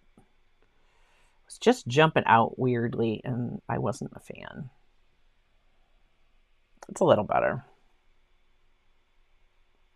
I'm still not loving those trees. It might be something to work on. Maybe something that throwing a little bit of mixed media at it. If I grabbed like these sit on my desk now, like my Caran d'Ache Neocolor 2s, and maybe just adding a little something to the tree to give it maybe some more texture. I'm just not a big fan of that right there. But I'm not going to do that at this moment because I wanted to just use these colors today. I just have to say, I am absolutely a fan of the colors that Steve has chosen. A little bit of like, just trying to throw in a few more values in here. Wanted them to look like rocks. I still don't think they're looking like rocks to me, but it's fine. Who knows? That's not really not where I wanted my focal point to be. If I had it to do over again, I would not put these trees in. I was absolutely loving everything about where it was going.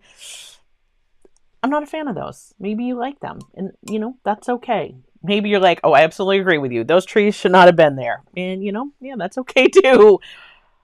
Oh, overall, though, I am very, very pleased. I hope that you guys like the way that this one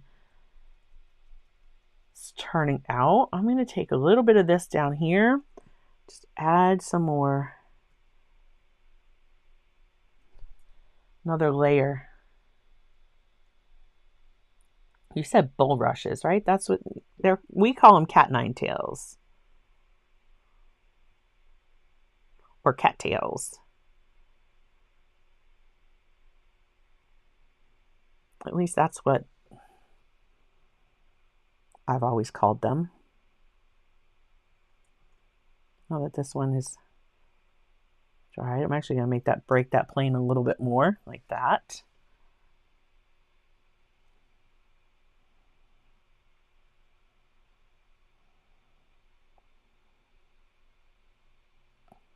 Just bring a little bit more dark into the base of that. Let me do the same over here.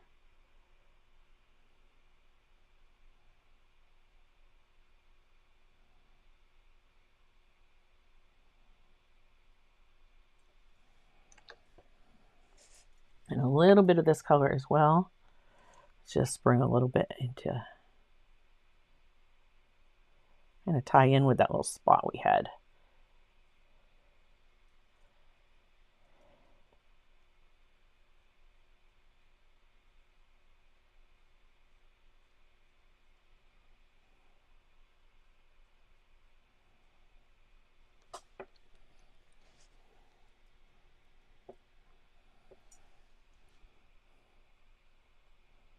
Every time I do something like that, I'm like, was that a good idea?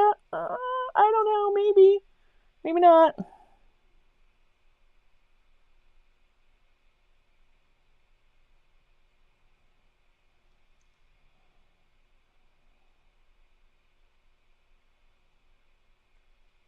It's fine. Let's leave it to be. Okay.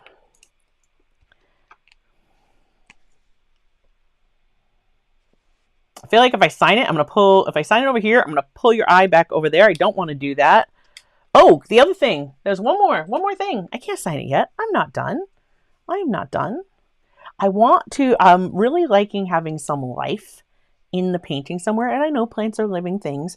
Well, there's life there. But what about if we have just a couple. Maybe there's one over here. I'm doing this in pencil because if I don't like the placement, I can always erase it and it never happened.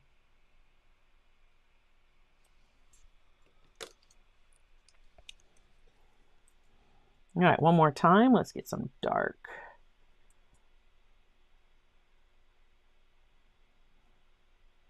My dragon's blood and the indigo. There we go. Look at that. Nice dark. I don't want to go at that with too much paint on my brush, so I'm definitely going to dab it on my tissue first.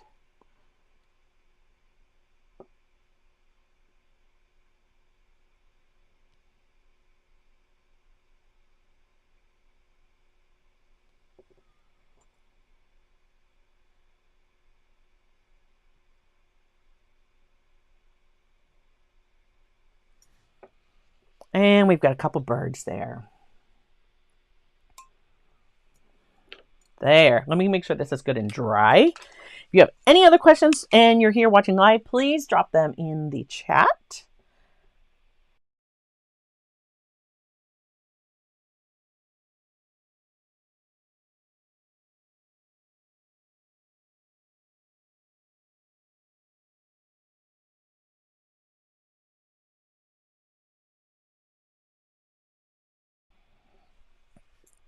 All right.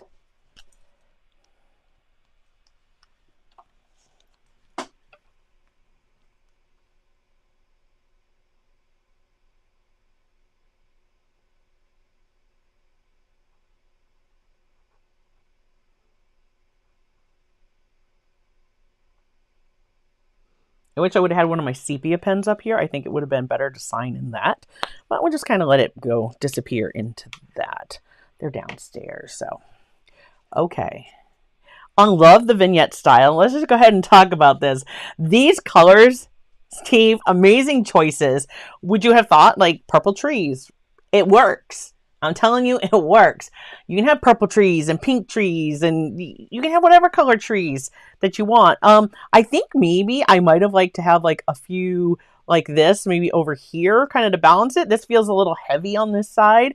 I think maybe some of those trees hiding in this space could have been a good idea. Nothing says I can't come back, look at this tomorrow and go, you know what? Yeah, that would be a good idea. I'm going to put a couple little, very faint ones back there. You can do whatever you want to do in your painting. I hope you guys are going to give this a try. I love that vignette feeling, like just the lost edges where it's not painted out all the way and it doesn't have there's a time and a place that I love that good, crisp, clean border. I'm loving this. I can't wait to explore this more. This kind of feels to me like it's kind of foggy. Like here comes the sun and it's burning off some of that fog. That feels kind of foggy too. Yeah, is this like bog meets the pond or something? And I don't know. Again, through here, like maybe it just has a little bit of that foggy morning feel to me anyways. What do you guys think? I hope you enjoyed this. I'm loving these colors. I am definitely going to be playing with this some more and doing some more of this type of painting. If you guys want to see it, absolutely drop me a comment and let me know that you want to see me share them when I create more, because I certainly will. This would be something that I could easily record, play with it, and speed it up and throw it like on a short or something. And I think those would be fun to watch because you could see it happen quickly.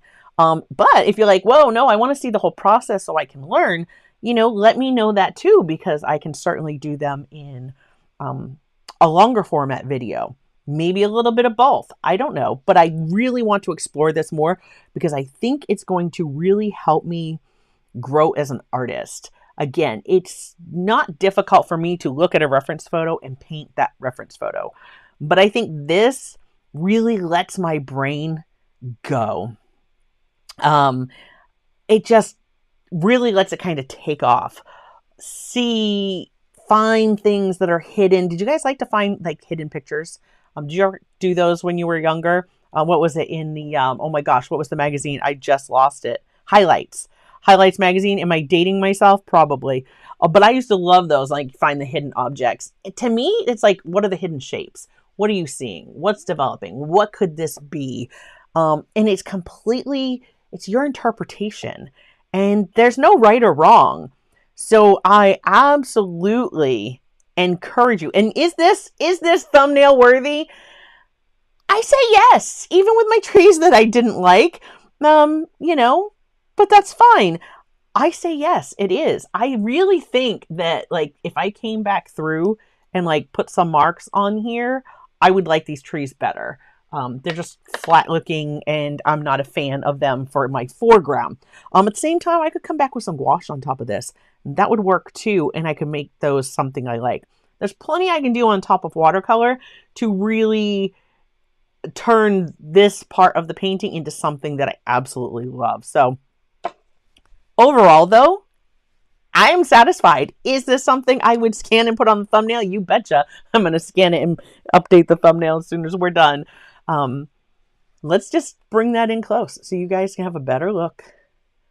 There was our spontaneous landscape. I said I took Steve's workshop a long time ago, and if he catches this, I hope I did you justice.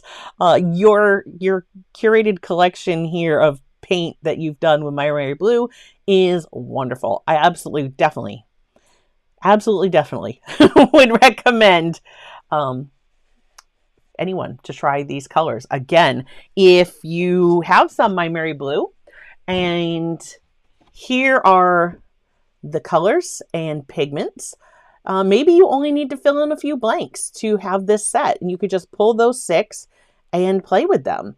That is certainly an option. maybe you have them in a different brand. You could certainly pull the same and go ahead and give that a shot.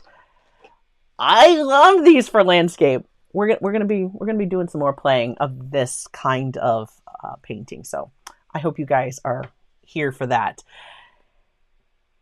Tomorrow on Discord, I will see community members and above for a live chat, and that's where we just kind of hang in and we chat. You don't actually have to be on that's not like on camera or anything. It's like texting.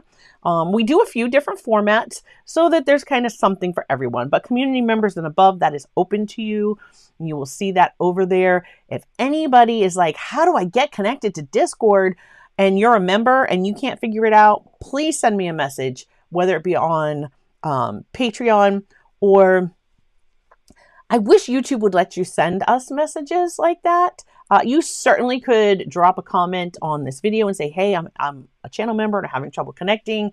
I do have a post that walks you through it, both here on YouTube in my community tab and over on Patreon. But if you need help, just message me. You can also message me through, I think you can message me through Instagram. But over on Instagram, that's the only place I'm different. It's at Clark_FineArt over there. Everywhere else, I am at Clark Fine Art. I hope you've enjoyed this. I hope you're going to give this a try. I want to see it. I'm challenging everybody over on Discord to give this a go and just play and have some fun. We're going to be doing some more. You never know. I might pop on Discord and be like, hey, here I am. I'm hanging out in one of the rooms, and you could come and see and watch one of these unfold. You know, I want to do some more of that kind of stuff with you. So stuff to look forward to. Until next time, my friends, I hope you've enjoyed this. I can't wait to see what you do. And until next time, keep creating. Bye, guys.